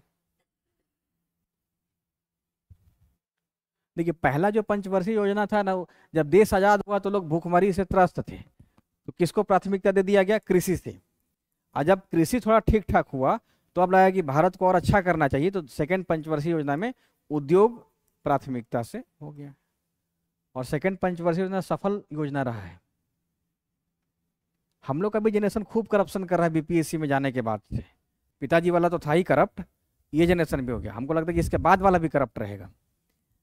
और बिहार में सबसे ज़्यादा जो पोस्ट है करप्शन का, जो पेपर के माध्यम से मालूम चलता है, एक पोस्ट ये हो गया, बहुत करप्शन का हो गया। मतलब हमेशा न्यूज़पेपर में आते ही रहता है कि इस पोस्ट पे जो बैठे हुए हैं वो करप्ट हैं, है ना, यानी कि इनका विरोध हो रहा है। कौन कर रहा है? यानी कि लोकल पब्लिक कर रही है। थोड़ा बहुत बिहार आगे उठ जाता ना, महाराष्ट्र के बराबर हो जाता, गुजरात के बराबर हो जाता, तो जो करना है करते रहे, कम से कम एक लेवल में आ गया। राज्य लेवल में है ही नहीं, और अपना ही घर खरीदने में, जमीन खरीदने में लोग लग गए हैं। पैसा तो दिखा नहीं सकते हैं ना। अब सीओ हैं तो कहीं जाना होगा तो बार बार वो हवाई जहाज थोड़ा ना जा सकता है। अभी यूपी में पकड़ाया है ना, बुखार के नाम से छुट्टी ले लिया और दुबई चला गया। मूर्खता ये हुआ कि जाकर के फेसबुक पे पोस्ट डाल दिया, छुट्टी है बुखार का, तबीयत खराब है, और दुबई चला गया। अब पोस्ट कर दिया, अब उसको सस्पेंड कर दिया गया है। जैसे क्या होता है, जैसे कोई सफल हो गया परीक्षा में तो बस परीक्षा तक ही वो सफल है, वो जीवन में सफल नहीं है। हमको इसीलिए प्रभाव नहीं पड़ता है किसी का, क्योंकि उसका आउटपुट कुछ नहीं है। यही चीज आप पास्ट में पढ़ लीजिए, गांधी का, पटेल का, है ना, टैगोर का, किसी का पढ़िए तो कम से कम वो दिखाई देंगे कि उन्होंने समाज के लिए सब कुछ अपना छोड़ दिया, त्याग दिया एकदम। उनकी विचार का आलोचना हम लोग करते हैं, उनके विचार का आलोचना करते हैं, लेकिन उनको ये नहीं कह सकते कि वो अपने लिए जिए। लेकिन आजकल जो अधिकारी लोग हैं वो यही करते हैं। इधर मालूम चला कि के पाठक के समय 1200 करोड़ रुपए घोटाला हो गया है ना, 1200 करोड़ रुपए शिक्षा में घोटाला हो गया है। अब बताइए, और लोकल लेवल पे मालूम चला है कि जो डीओ है वो हर टीचर को थोड़ा बहुत डरा धमका इसलिए रहा है क्योंकि उसको 500 रुपए का घूस मिल जा रहा है। कर रहा है ऐसा, टीचर ही लोग बता रहे हैं कि जो डीओ हैं वो 500 रुपया, हजार जिसका जैसे बन जाए वो घूस लेना शुरू कर दिए हैं। तो अपने राज्य के साथ न्याय थोड़े ना कर रहे हैं। इसीलिए बीपीएससी में जो सेलेक्ट हो जाए तो उनको मानिए नहीं कि बहुत बढ़िया कर ले, कुछ नहीं करेंगे। वो कहाँ तक सीमित है, वो परिवार तक ही सीमित है, बस। इससे ज़्यादा उन्हें कोई योगदान नहीं है। भिलाई स्टील प्लांट भारत सरकार तथा निम्नलिखित में से किस एक का संयुक्त उपक्रम है? भिलाई स्टील प्लांट भारत सरकार तथा निम्नलिखित में से किसका एक? तो रूस की सहायता से लगाया गया था, ठीक है। द्वितीय पंचवर्षीय योजना में भिलाई और राउरकेला और दुर्गापुर ये सब एक ही समय का है। दुर्गापुर किसके साथ है? ब्रिटेन की सहायता से, और ये जर्मनी।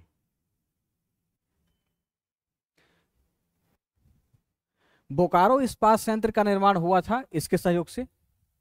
रूस, ठीक है। नेक्स्ट, निम्नलिखित में से कौन सा एक उद्योग भारत के लिए सबसे अधिक विदेशी मुद्रा कमाता है? ये करंट का भी है, बताइए। सबसे ज्यादा कौन सा उद्योग विदेशी मुद्रा कमाता है? यही है, लौह इस्पात ही है। लौह इस्पात, ध्यान रखेंगे। सब कोई थोड़े ना चाय पी लेगा, समझ गए? नींबू पानी पी लेता है अमेरिकन आके भारत में, चाय कहाँ पीता है? कहीं भी जाकर देखिए, बनारस चले जाइए, 80 घाट पे चले जाइए, तो अधिकतर लोग नींबू का चाय या नींबू पानी पीते हैं। लोहा इस्पात, अब जैसे भारत से लोहा मंगा करके तभी तो उनके यहाँ इंडस्ट्री खड़ा होगा। बिना लोहा का तो इंडस्ट्री खड़ा नहीं होगा, प्लास्टिक का तो बन नहीं सकता है। तो इसी कारण से लोहा इस्पात भारत में सबसे अधिक विदेशी मुद्रा कमाता है। आप खुद कल्पना कीजिए, जितना भी आयरन और स्टील इंडस्ट्री है, दुर्गापुर हो गया, भिलाई हो गया, है ना, ये सब जितना भी इस्पात तैयार कर रहा है तो मुद्रा ज्यादा कमाएगा, है ना। चाय से तब आमदनी होगी ना जब लोग दिन दिन भर में 10-10, 20-20 कप चाय पी रहे हैं, भयानक असर है पूरे विश्व में, तो वो होगा। वैसे चाय का उतना रोल नहीं है। जूट तो और कम हो जाएगा, और चीनी तो और मान कर चलिए कि चीनी भारत के लोग ही ज्यादा खाते हैं। लौंगलता में पूरा चीनी भर देंगे। रस भी ले लेते हैं, गुलाब जामुन में रस ले लेते हैं, लेकिन वही विदेशी को आप खाते देखेंगे तो सब निचोड़ के हटा देता है, खाता ही नहीं है, क्योंकि उसमें चीनी है। 2 रसगुल्ला प्लस उसमें और चीनी का चाशनी मिल जाता है, इस कारण से अपने यहाँ चीनी का जो इसलिए मेरा मानना है कि बिहार में चीनी उद्योग न लगे तो ज़्यादा अच्छा है। नहीं तो मालूम चला कि पैसा तो आ रहा है लेकिन डायबिटीज भी साथ में आ रहा है।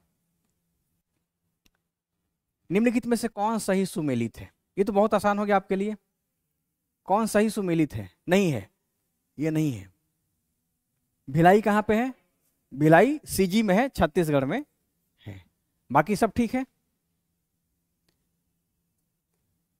राउरकेला इस्पात संयंत्र को लौह अयस्क की आपूर्ति होती है क्योंझर से, ढालीरजहरा से, केमनगुंडी से, मयूरभंज से लोहे की आपूर्ति होती है।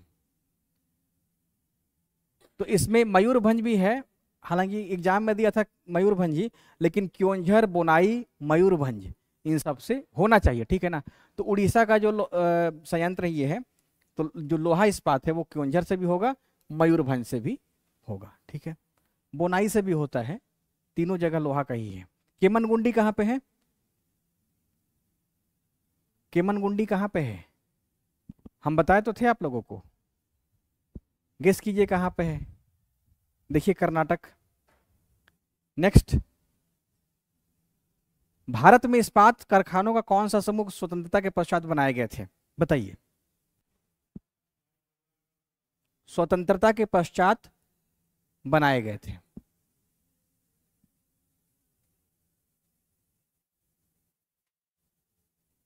तो इसका उत्तर हो जाएगा ऑप्शन सी, भिलाई, दुर्गापुर, राउरकेला। स्वतंत्रता के तुरंत बाद हो गया। जमशेदपुर कब आया था? ये 1907 में, है ना। इसी कारण से इसका उत्तर हो जाएगा ऑप्शन सी। एक ही समय बना था सेकेंड पंचवर्षीय योजना में। ठीक है, विशाखापट्टनम तो हाल ही का है और नया है, छोटा है। भारत के निम्नलिखित लौह और इस्पात उत्पादक केंद्रों में से कौन कोयला क्षेत्र से काफी दूर है? हमने इस पर चर्चा की है। भद्रावती हो गया ना, कोयला क्षेत्र से यानी कि कोरबा से, रानीगंज से, झरिया से बहुत ही दूर है। तो यही आसान सवाल आप लोगों से पूछा जा रहा है। निम्नलिखित में से कौन सा एक सही सुमेलित नहीं है? कौन सा एक सही? अब जैसे देखिए, ये जो सवाल पूछा गया यूपी का पूछा गया, बहुत सारा ऐसा सवाल पूछा जाएगा जो अलग अलग पीसीएस का है। जैसे मान लीजिए कि इसमें से कौन सा आपको नहीं आ रहा है, कौन सा नहीं आ रहा है, दो हटा दीजिए, पहला काम कीजिए। जैसे मणिकरण तो मालूम होगा ही, सही है, सही है। सोना भी, अब इसमें से 50-50 हो गया। ठीक है, गेस कीजिए फिर कौन होगा? लसुंदरा सही सुमेलित नहीं है। ठीक है, नेक्स्ट बनाएंगे। निम्नलिखित में से कौन सही सुमेलित नहीं है? कुछ ऐसा आता है सवाल जो सही लगाना पड़ेगा, उसको आप छाटिए ऐसे करके, ये नहीं होगा, ये नहीं होगा, ये नहीं होगा, ये नहीं होगा। बताइए कौन सा उत्तर सही होगा इसमें? कोरबा क्या होगा? ताप, पवन, ये कोयला।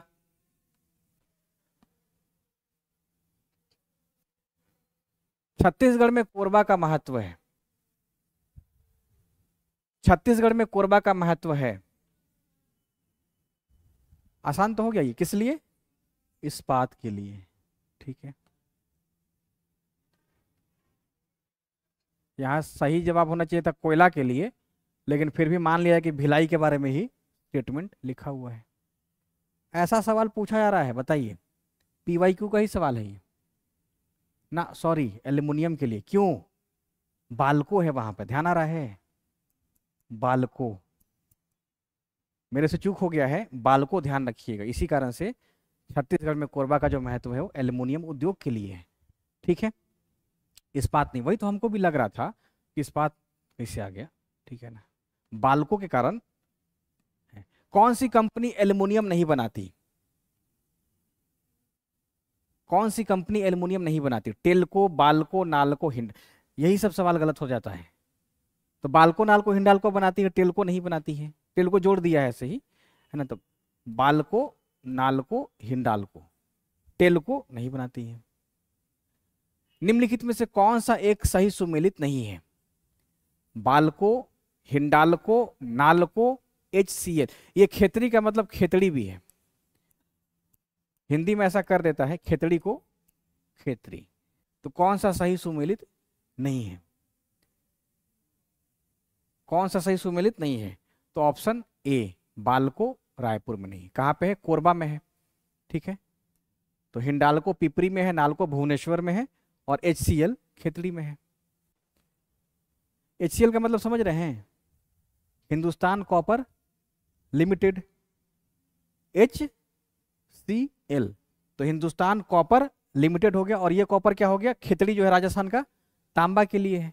ठीक है, और जिसमें लको लको आधा लगा हुआ है, यानी कि ALCO, तो एल्युमिनियम कंपनी हो गया, तो नाल्को हिंडाल्को। ठीक है,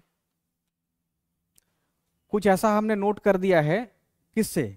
घटना चक्र में जो उसकी व्याख्या होता है ना, इसको आप लोग उतार सकते हैं बाद में।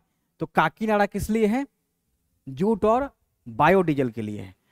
भारी इंजीनियरिंग उद्योग में रांची का जो सवाल पूछा गया वही व्याख्या है, हम अपना कुछ इसमें नया नहीं दिए हैं। मशीन औजार रांची, जेपीएससी में पूछा गया होगा। एल्युमिनियम रेणुकूट, उर्वरक सिंदरी, डिंडीगुल जो गुल है वो भारतीय वायुसेना एकेडमी। ये सब घटना चक्र का जो व्याख्या, जहां सवाल नहीं पूछा गया। जैसे आंवला, आंवला किस लिए फेमस है? उर्वरक के लिए। एक बार जब आप लोग घटना चक्र बनाइएगा तो उसकी व्याख्या से समझ लेंगे। ठीक है, जैसे कानपुर यूपी पूछी होगी, विस्फोटक के लिए है। चुनार सीमेंट के लिए है, यूपी का ही है। मोदीनगर रबर के लिए है। अब चुनार किस लिए प्रसिद्ध है? चुनार कांच उद्योग, सीमेंट उद्योग, बीड़ी उद्योग, उपरोक्त में से कोई नहीं है? सीमेंट।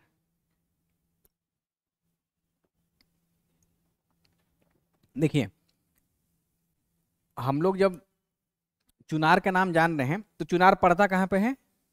उसी रीजन में जिस रीजन में विंध्य पर्वत है, ठीक है, विंध्य रेंज। जैसे जाएंगे मुगल सराय से इधर की तरफ, इलाहाबाद की तरफ, तो उसमें चुनार जंक्शन आता है, चुनार पड़ता है। हाँ, तो चुनार पड़ता है, तो चुनार में क्या हो गया? विंध्यन रेंज हो गया, इसका मतलब चुना पत्थर हो गया, इस कारण से वहां सीमेंट उद्योग का विकास हुआ है। जैसे कैमूर वाला भारत बिहार में, ठीक वैसे ही निम्नलिखित में से कौन सा सीमेंट का मुख्य संघटक है? जिप्सम, चूना पत्थर, राख, मटियार। सीमेंट उद्योग का पूछा गया है। कैमूर में क्यों सीमेंट उद्योग है? जिप्सम के कारण, चूना पत्थर के कारण ना। देखिए सवाल में थोड़ा बहुत हो रहा है ना कंफ्यूजन। आप बताइए, बिहार में डालमिया नगर किस लिए प्रसिद्ध है? इसीलिए क्योंकि ये कहाँ पे है डालमिया नगर? रोहतास जिले में है, डेहरी ऑन सोन में ही है ना। एक तरफ डेहरी है और रेलवे लाइन के उस तरफ डालमिया नगर है। तो डालमिया नगर सीमेंट के लिए, एक सीमेंट कंपनी का नाम ही डालमिया था।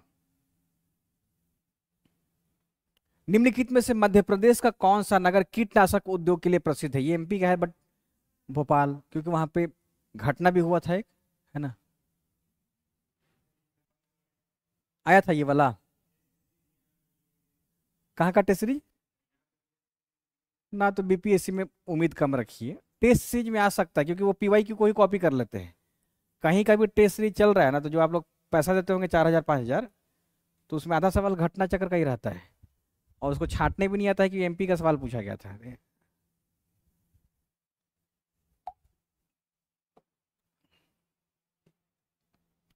तो भोपाल को आप ध्यान रखेंगे। भारत में रबर उद्योग स्थित है? पणजी, बेंगलुरु, पुडुचेरी, औरंगाबाद। भारत में रबर उद्योग कहां पे स्थित है? रबर उद्योग नहीं, बेंगलुरु नहीं होगा, पणजी होना चाहिए, ठीक है, पणजी। क्यों? क्योंकि जो रबर का पेड़ है, या जिस जो सिनकोना वगैरह है ना, वो इसी इलाके में जहाँ पे वर्षा की मात्रा अधिक होती है। बेंगलुरु क्या है ना कि सिलिकॉन वैली के नाम से जाना जाता है, सेमीकंडक्टर का यहाँ पे प्रोडक्शन बहुत ज्यादा होता है। केरल करेगा, कर्नाटक, ठीक है, तो उसी लाइन में तो है सब, केरल, कर्नाटक, गोवा। तो उस आधार पर आप लोग तुक्का लगा सकते थे। भारत का प्रथम उर्वरक संयंत्र कहाँ पे लगा था? सिंदरी में लगा था, है ना। ये बिहार के लिए और झारखंड के लिए अच्छा सवाल हो सकता है। निम्नलिखित में से कौन सा सही सुमेलित नहीं है? आंवला उर्वरक, तो पता चल जा रहा साफ साफ इसमें, ठीक है। नरौरा कहाँ पे है? यूपी में है, उत्तर प्रदेश में है, यूपी में है, ठीक है। तो परमाणु या अणुशक्ति के लिए, न्यूक्लियर एनर्जी के लिए जाना जाता है। सिंदरी तांबा नहीं है, सिंदरी क्या होगा? सीमेंट के लिए, है ना। नेपानगर मध्य प्रदेश का कागज, है ना। आंवला ठीक वैसा ही उर्वरक। सहकारिता क्षेत्र में भारत का सबसे बड़ा उर्वरक कारखाना स्थित है? सहकारिता का मतलब हो गया public private, private, PPP, public private partnership, ठीक है। तो सहकारिता क्षेत्र में मतलब सहकारिता, कई लोगों का सहयोग भी रहता है उसमें, जरूरी नहीं कि सरकारी रहे। जैसे अपना बिहार का जो सुधा डेयरी है, तो सुधा डेयरी वो, उसमें क्या है, सरकार द्वारा नियुक्त एक आईएएस अधिकारी है ना, आईएएस। इसका जो चेयरमैन कौन होता है? किसी ईमानदार आईएएस को बना दिया जाता है, और उसमें कई लोगों का कॉपरेशन है, पूरा कोई गांव इतना दूध दे रहा है, कोई इतना दूध दे रहा है ना, दूध का कलेक्शन कर रही है। तो सहकारिता, सभी का सहयोग रहता है उसमें। भारत का सबसे बड़ा उर्वरक कारखाना फूलपुर, उत्तर प्रदेश में। इसका मतलब ये यूपी का सवाल पूछा गया है, ठीक है, बीपीएससी में ना के बराबर रहेगा। भारत का सबसे बड़ा पेट्रो रसायन कारखाना किस राज्य में स्थित है? गुजरात में, पश्चिम बंगाल में, असम में, तमिलनाडु में। हजीरा का नाम याद आ रहा है? सही उत्तर इसका ऑप्शन ए, हजीरा के कारण ही, ठीक है। हाँ हाँ व्यापार के लिए होगा। ठीक है, तो सबसे बड़ा पेट्रो रसायन कारखाना किस राज्य में स्थित है? तो गुजरात में स्थित है। सेल की स्थापना, steel authority of India limited की स्थापना कब हुई थी? आप लोग सब याद रखेंगे, सेल का, भेल का, एनटीपीसी का, कुछ भी पूछा जा सकता है। तो 1974 में, 1974 में। वह राज्य जिसमें सर्वाधिक कागज की मिलें स्थित हैं, कर्नाटक में, मध्य प्रदेश में, उत्तर प्रदेश में, पश्चिम बंगाल में। क्या लग रहा है? तुक्का? मध्य प्रदेश, उत्तर प्रदेश है। नहीं, घटना चक्र जो दिया है इसको एक बार जाकर के आप लोग अपने घर में देख लीजिएगा बढ़िया से, घटना चक्र का व्याख्या जरूर पढ़ लेंगे PYQ में। हालांकि बीपीएससी में उम्मीद कम ही रखेंगे इस प्रकार के सवाल में, थोड़ा ज्यादा फैक्चुअल ये है। 1818 में पहला सूती वस्त्र कारखाना किस क्षेत्र में शुरू हुआ? किस क्षेत्र में शुरू हुआ? पश्चिम बंगाल के फोर्ट ग्लास्टर में, महाराष्ट्र के मुंबई में, गुजरात के अहमदाबाद में, या फिर ये तो बहुत आसान है, ये होगा पश्चिम बंगाल के फोर्ट ग्लास्टर में हुआ था। फेल हो गया था। भारत में प्रथम कपास मिल की स्थापना, ये भी वही सवाल है, सेम सवाल है, कोलकाता। निम्नलिखित में से कहां पे औषधि निर्माण का केंद्र है? औषधि मतलब दवाई वगैरह, विशेष करके एंटीबायोटिक। एंटीबायोटिक, तो एंटीबायोटिक के लिए जाना जाता है उत्तराखंड का ऋषिकेश। ठीक है, आप लोग दवा लेते हैं तो उस पर देखते नहीं है कहाँ का मैन्युफैक्चरिंग है। बहुतों का देखिएगा कहीं हरिद्वार, कहीं ऋषिकेश लिखा रहेगा। उत्तराखंड में बहुत ज़्यादा बनता है। कोई भी जैसे खांसी का सिरप है उसका चेक कीजिए कहाँ से बन करके आ रहा है। कल तो रामदेव चर्चा में रह रहे थे, रामदेव गाड़ी खरीदे थे, उनसे बोल दिया कि स्वास्तिक का चिन्ह बनाइए, ऐसा वायरल हो रहा था ना, इसी से हमको याद आ गया। तो रामदेव बनाए ऐसे, पहले लाइन खींचे ऐसे, फिर ऐसे कर दिए, ऐसे करके ऐसे कर दिए, अब दूसरा लाइन ऐसे खींचे। अब समझ में नहीं आ रहा कि आगे क्या करें, ये वायरल हो रहा है कल का। नेक्स्ट है पंजाब में कौन सा स्थान? हौजरी। हौजरी का मतलब हो गया रुमाल, जूता का मोजा होता है वो, है ना, उद्योग के लिए प्रसिद्ध है। लुधियाना, लुधियाना, तो लुधियाना फेमस है। एक मिठाई का नाम है डोडा बर्फी, पटना में भी मिलता है। तो लुधियाना का डोडा बर्फी बहुत फेमस है, कोई अगर जाता है तो डब्बा का डब्बा उठा लाता है। निम्नलिखित स्थानों में से कहाँ पे तांबा उद्योग स्थापित है? ये तो आसान है आपके लिए। ठीक है, खेतड़ी में। खेतड़ी नाम से एक महाराजा थे, वो महाराजा विवेकानंद को क्या कहे? विवेकानंद ही कहते हैं, नरेंद्र नाथ को विवेकानंद कहते हैं ना, खेतड़ी महाराज। ठीक है, भारत के निम्नलिखित औद्योगिक प्रदेशों में से किसमें शिवकाशी केंद्र स्थित है? अब आपको बताना है। छोटा नागपुर, अहमदाबाद, मदुरई, कोलकाता, हुगली प्रदेश। शिवकाशी स्थित है ऑप्शन सी में, मदुरई, कोयंबटूर, बेंगलुरु प्रदेश में। ठीक है, इसका मतलब क्या हो गया कि आपको औद्योगिक प्रदेश भारत का पढ़ना पड़ेगा। भारत का औद्योगिक प्रदेश, भूगोल में कृषि प्रदेश भी है, भूगोल में कृषि, लेकिन वो आप लोगों को पढ़ना नहीं है। और ये भी सवाल बीपीएससी का नहीं, ये भी यूपीएससी का ही सवाल है। मध्य प्रदेश में पीतमपुर को किस लिए जाना जाता है? एमपी का, इसको छोड़ देते हैं, एमपी का है, जान के भी कुछ फायदा नहीं होगा। जेएसएमडीसी द्वारा स्थापित ग्रेनाइट पॉलिशिंग उद्योग अवस्थित है। तो ग्रेनाइट पॉलिशिंग उद्योग कहां पे है? तुपुदाना, रांची में, मधुपुर, पाकुड़ या फिर सरायकेला। ऐसा सवाल किसका हो सकता है? झारखंड का हो सकता है ना, जेपीएससी पूछ सकती है। तो ये तुपुदाना है। पेट्रो रसायन के उत्पादन का सबसे बड़ा केंद्र कहां पे अवस्थित है? जामनगर, अंकलेश्वर, नूनमाटी या फिर ट्रॉम्बे। पेट्रो रसायन के उत्पादन का, तो उत्पादन क्षेत्र बदलते रहता है, ध्यान रखेंगे, तो जामनगर को ध्यान रखिएगा, कभी हजीरा कभी जामनगर। नेक्स्ट है, भारत में निम्नलिखित उद्योगों में से कौन सा एक पानी का सबसे बड़ा उपभोक्ता है, मतलब सबसे ज्यादा कंज्यूम करता है पानी? कौन सा करता है? ताप, सबसे ज्यादा पानी का ताप शक्ति इस्तेमाल करता है। ये सवाल स्टैंडर्ड है, ये बीपीएससी के लायक है। तो वैसा सवाल जो बीपीएससी में आपको पूछा जा सकता है, उसको जरूर से ध्यान रखिएगा। तो पानी का सबसे ज्यादा उपभोग करता है ताप शक्ति, 80% से ज्यादा है। अब आ जाते हैं अपने टॉपिक पे। 40 सवाल था, खनिज आया इसमें, नेक्स्ट टाइम खनिज भी करा देंगे अच्छे से।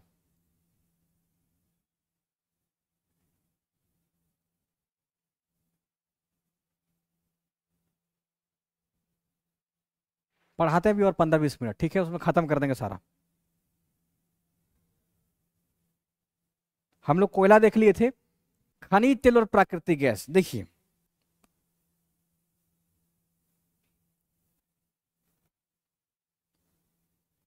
खनिज तेल टर्शियरी युग के जीवाश्म प्रधान शैलों में मिलता है, ठीक है।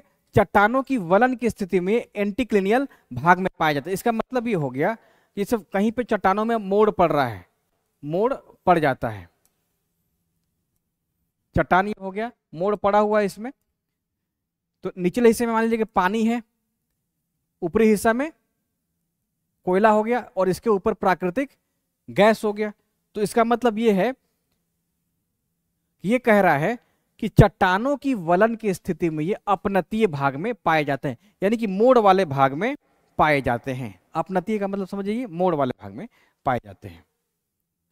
सबसे ऊपर प्राकृतिक गैस पाया जाता है, उसके नीचे खनिज तेल और सबसे नीचे जल, जैसा कि हम बता रहे थे।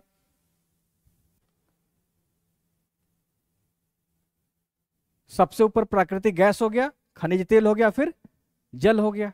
चट्टानों में अगर मोड़ पड़ता है तो सबसे ऊपर में प्राकृतिक गैस, ठीक है, इसको ध्यान रखेंगे। एक लाइन का सवाल पूछा सकता है। अब भारत में खनिज तेलों का वितरण, खनिज तेल कहाँ पाया जाएगा भारत में? मुख्य रूप से वो क्षेत्र जहां पे अवसादी चट्टानें हैं, ठीक है। अवसादी प्रकार के चट्टानों में खनिज तेल है। क्यों? क्योंकि उसमें जीवों का अवशेष है, जीवाश्म की प्रधानता, इसी कारण से खनिज तेल इसमें मिलेगा। अब इसका वितरण, असम हो गया, गुजरात हो गया, है ना। तो असम में भारत का सबसे पुराना तेल उत्पादक क्षेत्र है। इसका विस्तार ब्रह्मपुत्र घाटी में है और इसके अंतर्गत कुछ क्षेत्र आता है, जैसे डिगबोई हो गया, भारत का सबसे प्रमुख तेल क्षेत्र में से एक है डिगबोई। दूसरा हो गया नाहरकटिया क्षेत्र, तीसरा मोरान हुगली क्षेत्र, चौथा हो गया रुद्रसागर लकवा क्षेत्र, पांचवा हो गया सुरमा घाटी क्षेत्र। अब ये यहाँ पे शिव सागर दिख रहा होगा, तो रुद्र सागर जो कि असम का है, उसमें शिव सागर नाम का जो केंद्र है, वहां से तेल निकाला जा रहा है। सुरमा घाटी में 2 क्षेत्र हैं, बदरपुर और पथरिया। ये सब असम के खनिज तेल का नाम याद रखिएगा। सिंपल एक सवाल पूछा जाता है कि ये खनिज तेल मतलब डिगबोई कहाँ का है, किस लिए? तो डिगबोई असम का है, खनिज तेल के लिए जाना जाता है। नाहरकटिया क्षेत्र कहाँ का, किस राज्य में स्थित है? असम में है। क्यों? क्योंकि यहाँ पे खनिज तेल पाया जाता है। उत्तर पूर्व में कुछ और क्षेत्र भी है, जैसे अरुणाचल प्रदेश में तिरप है, उसका निगरू क्षेत्र है, और नागालैंड और असम के सीमा के बीच में एक जगह है जिसका नाम बोरहोल्ला है। तो उत्तर पूर्व में कुछ और भी क्षेत्र हैं, यानी कि असम के अलावे अरुणाचल भी है और नागालैंड भी है, जहां पे खनिज तेल पाया जाता है। उसके बाद गुजरात देखिए, गुजरात के कुछ तेल केंद्र है, जैसे खंभात, लिवनेज हो गया, कलोल क्षेत्र हो गया, मेहसाना हो गया, नवागांव, कोसांबा और सानंद। इन सभी जगहों पे खनिज तेल पाया जाता है, ठीक है। असम के बाद गुजरात हो गया। तीसरा हो गया पश्चिमी अपतटीय। अपतटीय का मतलब हो गया तट से थोड़ा दूर, है ना। तो पश्चिमी अपतटीय पे मुंबई से लगभग 175-176 किलोमीटर के आसपास में मुंबई हाई है, जहां पे तेल का उत्पादन किया जा रहा है। लेकिन ये कैसा है? ये समुद्री सतह से तेल की प्राप्ति यहाँ पे हो रही है, ठीक है। अपतटीय का मतलब हो गया तट के समीप, तो समुद्री सतह हो गया। मुंबई बेसिन तो बसीन पे है, और आलिया बेट गुजरात में। ये सब का सब कौन सा क्षेत्र है? खनिज तेल का क्षेत्र है। तो मुंबई हाई और बसीन महाराष्ट्र, आलिया बेट गुजरात में स्थित खनिज तेल का केंद्र है, ठीक है। उसके बाद कुछ और तेल क्षेत्र, जैसे पूर्वी तटीय कृष्णा गोदावरी बेसिन और कावेरी बेसिन तेल क्षेत्र है। सिंपल ही, भारत तेल के मामले में आत्मनिर्भर नहीं है। भारत में बहुत कम मात्रा में तेल का उत्पादन किया जाता है। तो पूर्वी तटीय क्षेत्र में केजी बेसिन में, कृष्णा गोदावरी बेसिन में तेल निकाला जा रहा है, कावेरी बेसिन में तेल निकाला जा रहा है, ठीक है। अब आते हैं प्राकृतिक गैस। तेल का क्षेत्र याद हो गया, कौन कौन सा है? असम हो गया, गुजरात हो गया, भारत का पश्चिमी तटीय क्षेत्र हो गया, भारत का पूर्वी क्षेत्र हो गया। तो सबसे पहले उत्तर पूर्वी को ध्यान रखिएगा, असम, नागालैंड, है ना, और अरुणाचल प्रदेश, इन क्षेत्रों में तेल का उत्पादन किया जा रहा है। सर्वाधिक चर्चित कौन सा स्थान है? दिग्बोई, मतलब देश में सबसे पहले तेल यहीं पे मिला था 1866 में। 1866 में जब असम में रेलवे लाइन बन रहा था तो उस समय दिग्बोई में तेल का पता चला था। सबसे पुराना तेल क्षेत्र है, तो दिग्बोई को ध्यान रखेंगे। नाहरकटिया दूसरा इंपॉर्टेंट हो गया, तीसरा मोरान हुगली क्षेत्र हो गया, उसके बाद रुद्र सागर लकवा क्षेत्र हो गया, और पांचवा हो गया सुरमा घाटी क्षेत्र। ये सब असम का तेल क्षेत्र हो गया। दूसरा कि उत्तर पूर्व के कुछ और भी क्षेत्र हैं, जैसे अरुणाचल प्रदेश में तिरप का निगरू हो गया और बोरहोल्ला हो गया, इससे सवाल नहीं पूछा गया अभी तक। उसके बाद गुजरात में कहाँ कहाँ तेल का प्रोडक्शन होता है? तो खंबात की खाड़ी में और ल्यूनेज तेल क्षेत्र है। कलोल हो गया, मेहसाना हो गया, नवागांव हो गया, कोसांबा हो गया, सानन क्षेत्र हो गया। पश्चिमी अपतटीय क्षेत्र, जैसे अपतटीय लिख दिया इसका मतलब ये समुद्री हो गया। अब जैसे सवाल रहे कि क्या दिग्बोई आता है अपतटीय में? दिग्बोई नहीं आएगा। नाहरकटिया, सुरमा घाटी नहीं आएगा ना। तो अपतटीय में कौन सा आ जाएगा? मुंबई हाई याद रखेंगे, बसीन, आलिया बेट वगैरह का नाम ध्यान रखेंगे। पूर्वी तटीय KG basin, Krishna Godavari basin याद रखेंगे। रिलायंस ही से तो कर रही है ना तेल का उत्पादन। रिलायंस कहां से निकाल रही है? कृष्णा गोदावरी बेसिन से है। हाँ रिफाइनरी है ना, मतलब व्यापार कर रही है, ठीक है। कावेरी बेसिन तेल क्षेत्र, कावेरी बेसिन हो गया, कहाँ पे? तमिलनाडु में। अब प्राकृतिक गैस, भारत प्राकृतिक गैस के मामले में भी बहुत ज्यादा उत्पादन नहीं करता है। उन क्षेत्रों में जहां पे खनिज तेल पाया जाता है लगे हाथ कुछ प्राकृतिक गैस भी मिल जाता है, क्योंकि एक ही प्रकार के चट्टान में पाया जा रहा है, समझ गए। जहां पे अपनतीय चट्टान मिल रहा है वलन वाला, उसमें ऊपरी भाग में प्राकृतिक गैस मिल जा रहा है, इसके नीचे खनिज तेल मिल जा रहा है, और सबसे नीचे वाला जो है जल है ना। तो प्राकृतिक गैस असम मेघालय क्षेत्र याद रखेंगे, खंभात की खाड़ी में है, गुजरात क्षेत्र में है, मुंबई हाई है, और तमिलनाडु का पेरानगुलम क्षेत्र है। दो चार याद रखिएगा एग्जामिनेशन के लिए जहां पे प्राकृतिक गैस पाया जाता है। अब देखिए तेल शोध केंद्र, जहां पे तेल का रिफाइन परिष्कृत किया जाता है, यानी कि तेल जो है अशुद्ध रूप में निकाला जा रहा है, अब उसको शुद्ध करना पड़ता है। तो उसमें कुछ तेल क्षेत्र वैसा है जो बंदरगाह आधारित है, यानी कि इस तेल क्षेत्र के विकास में बंदरगाह का बहुत ज्यादा रोल रहता है। अब इस बंदरगाह पे कहीं से भी तेल लाया जा सकता है, ला करके रिफाइन किया जा सकता है। तो ठीक वैसे जैसे हल्दिया में हो गया है, कहाँ पे है हल्दिया? वेस्ट बंगाल में। विशाखापट्टनम, कोच्चि, तो यहाँ पे क्या है? कारखाना है रिफाइन करने का, तेल शोधन केंद्र, तेल शोधन केंद्र, जहां पे तेल को शुद्ध किया जाता है, रिफाइन किया जाता है। तो हल्दिया, विशाखापट्टनम, कोच्चि, बेंगलुरु, चेन्नई, ट्राम्बे, जामनगर, पारादीप। पारादीप में कुवैत से भी तेल लाया जाता है। पारादीप का जो बंदरगाह है या जो शोधन केंद्र है, कुवैत से तेल मंगा करके शुद्ध कर दिया जाता है। इसके अलावे रत्नागिरी, जहां पे ओमान से तेल ला करके शुद्ध किया जाता है, नागपट्टनम, तातीपाका और वाडीनार, ये सब आप ध्यान रखेंगे। कुछ बाजार आधारित हो गया, जैसे बरौनी बिहार का है, बाजार आधारित तेल है। इसका मतलब क्या हो गया कि इस तेल शोधन केंद्र में मुख्य रोल, जैसे बिहार का बाजार हो गया, बिहार का बाजार हो गया, यानी कि तेल ला रहे हैं शुद्ध करें और मार्केट में बेच रहे हैं, तो इससे लाभ हो जा रहा है। तो बरौनी को याद रखिएगा। अगर बरौनी नहीं होता तो फिर हम लोग को कहीं से मंगाना पड़ता, कहां से? हल्दिया से, दूर से। तो बरौनी का विकास हो गया। मथुरा बाजार के कारण है, बीना एमपी का, ये भी बाजार के कारण है।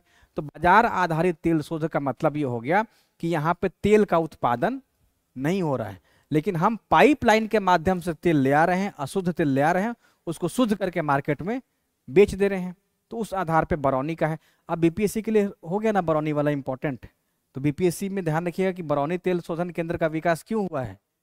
बाजार के कारण, बिहार का बड़ा बाजार इसको मिल गया। अब हो गया कच्चा माल, इसका मतलब क्या होगा? जहां पे खनिज तेल निकल रहा है वहीं पे तेल शोधन केंद्र बन गया है, जैसे डिगबोई, बोंगाई गांव, नूनमाटी, नुमालीगढ़, कोयल, यहाँ पे क्या है? तेल रिफाइनरी इंडस्ट्री लगी हुई है, तेल शोधन केंद्र है। ठीक, मतलब उसी क्षेत्र में है जहां पर तेल निकल रहा है, तेल का कुआं जहां पे है वहीं पे है। तो तीनों में अंतर समझ में आ गया, बाजार आधारित और बंदरगाह आधारित और कच्चा माल आधारित। क्लियर हो गया आपको? क्लियर हो गया तीनों में? ठीक है,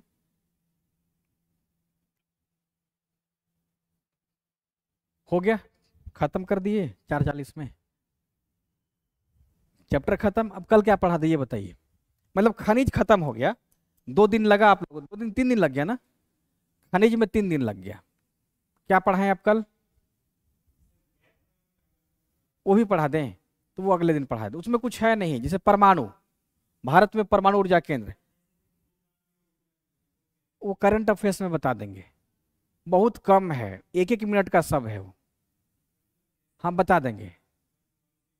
ठीक है, जैसे लद्दाख में पूगा घाटी है ना, पूगा भूतापीय ऊर्जा के लिए जाना जाता है ना, आज बता देंगे इसमें। ठीक है, नेक्स्ट क्लास में 5 मिनट से कम समय बता देंगे आप लोगों को सारा। और पढ़ाएं क्या ये बताइए? जनजाति पढ़ा दें? जनजाति याद, उसमें भी याद ही करना है, उसमें भी याद करना है। चेचू जनजाति भारत के किस राज्य में पाई जाती है?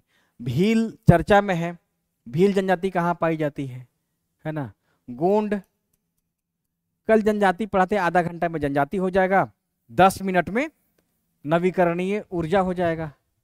और बचता है समय तो टेस्ट ले लेते हैं, ठीक है ना, खनिज पे टेस्ट कर देते हैं। ठीक है, फिर थैंक यू।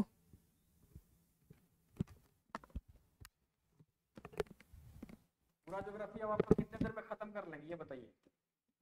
कितना अभी तक पढ़ाए हैं, इतना क्लास लगा, 3 घंटा का हो जाएगा? 3 से 4 घंटे में हो जाएगी? नहीं हो जाएगा, वैसे ही कर देंगे। इसके बाद जो फिजिकल ज्योग्राफी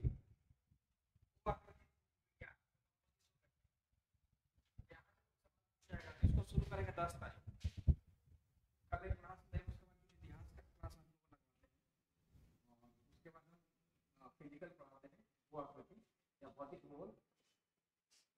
भौतिक भूगोल में जैसे मान लीजिए कि सवाल पूछा जाता है कि ब्रह्मांड की उत्पत्ति में कौन सा सबसे लेटेस्ट थ्योरी है ना, वो बता देंगे। ब्रह्मांड के बारे में पूछा जाता है कि आकाश गंगा क्या है ना, आकाश गंगा क्या है इसे पूछा जाता है।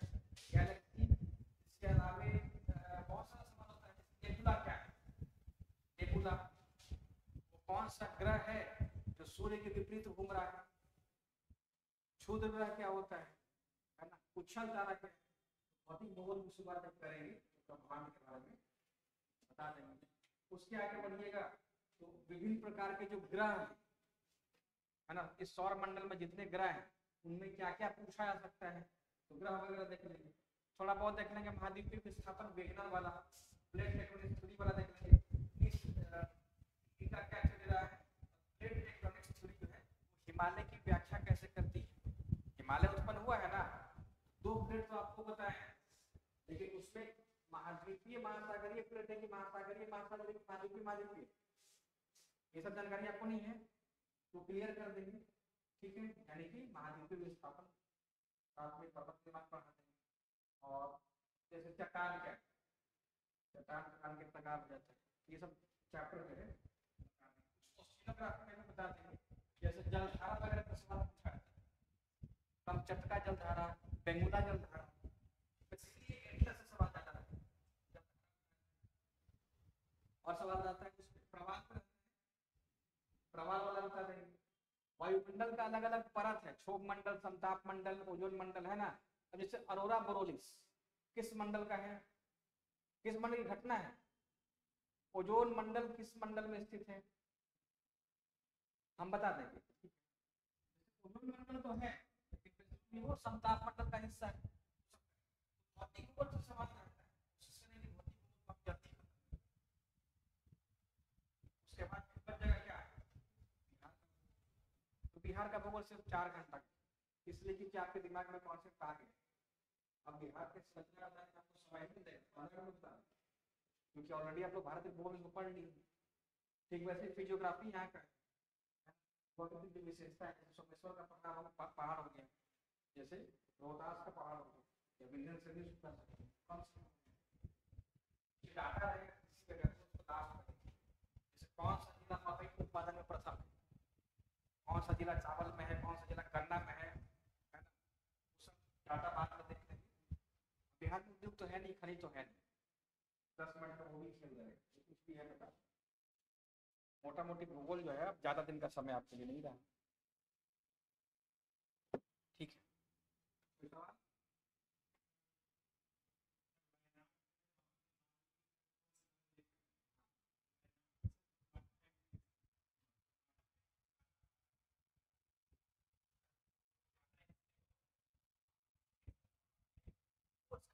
इस समय जो मेन वजह हो जाता है ना, वो स्थायी तो है, लेकिन निर्माण कार्य हो रहा है, निर्माण कार्य रातों में हिल जाता है ना, उसमें दरार पड़ जाता है, जो बाहर से दिख नहीं रहा है लेकिन अंदर अंदर पूरा का पूरा डैमेज समझ गए।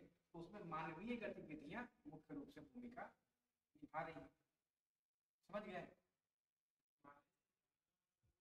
वो उसको आप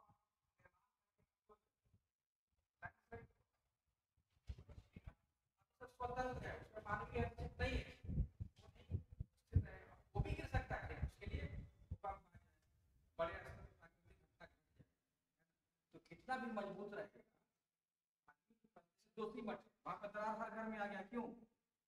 क्योंकि वो मानव बसावट के लिए है ही नहीं, वहां पे अपार्टमेंट बनाया जा रहा है, शिमला अपार्टमेंट बना दिया गया, क्षमता है जाने के लिए 10 लोग का चले जा रहे हैं 1000।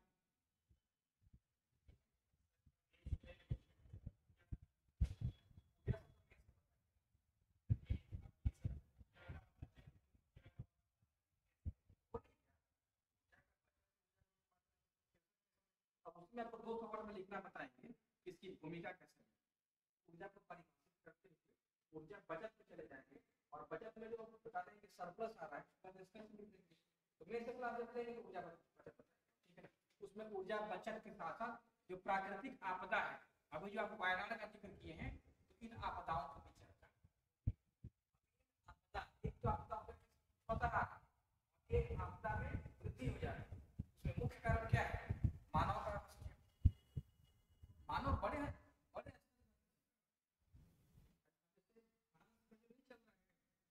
उत्पत्ति का राज, उसमें ड्रिलिंग इतना ज्यादा है, तो क्या वो प्रभावित नहीं करेगा? नहीं कर सकते। दिल्ली और इसके आसपास में इतना बड़ा बड़ा इमारत बन रहा है, 20-20 मंजिला 25-25 मंजिला, तो क्या वो प्रभावित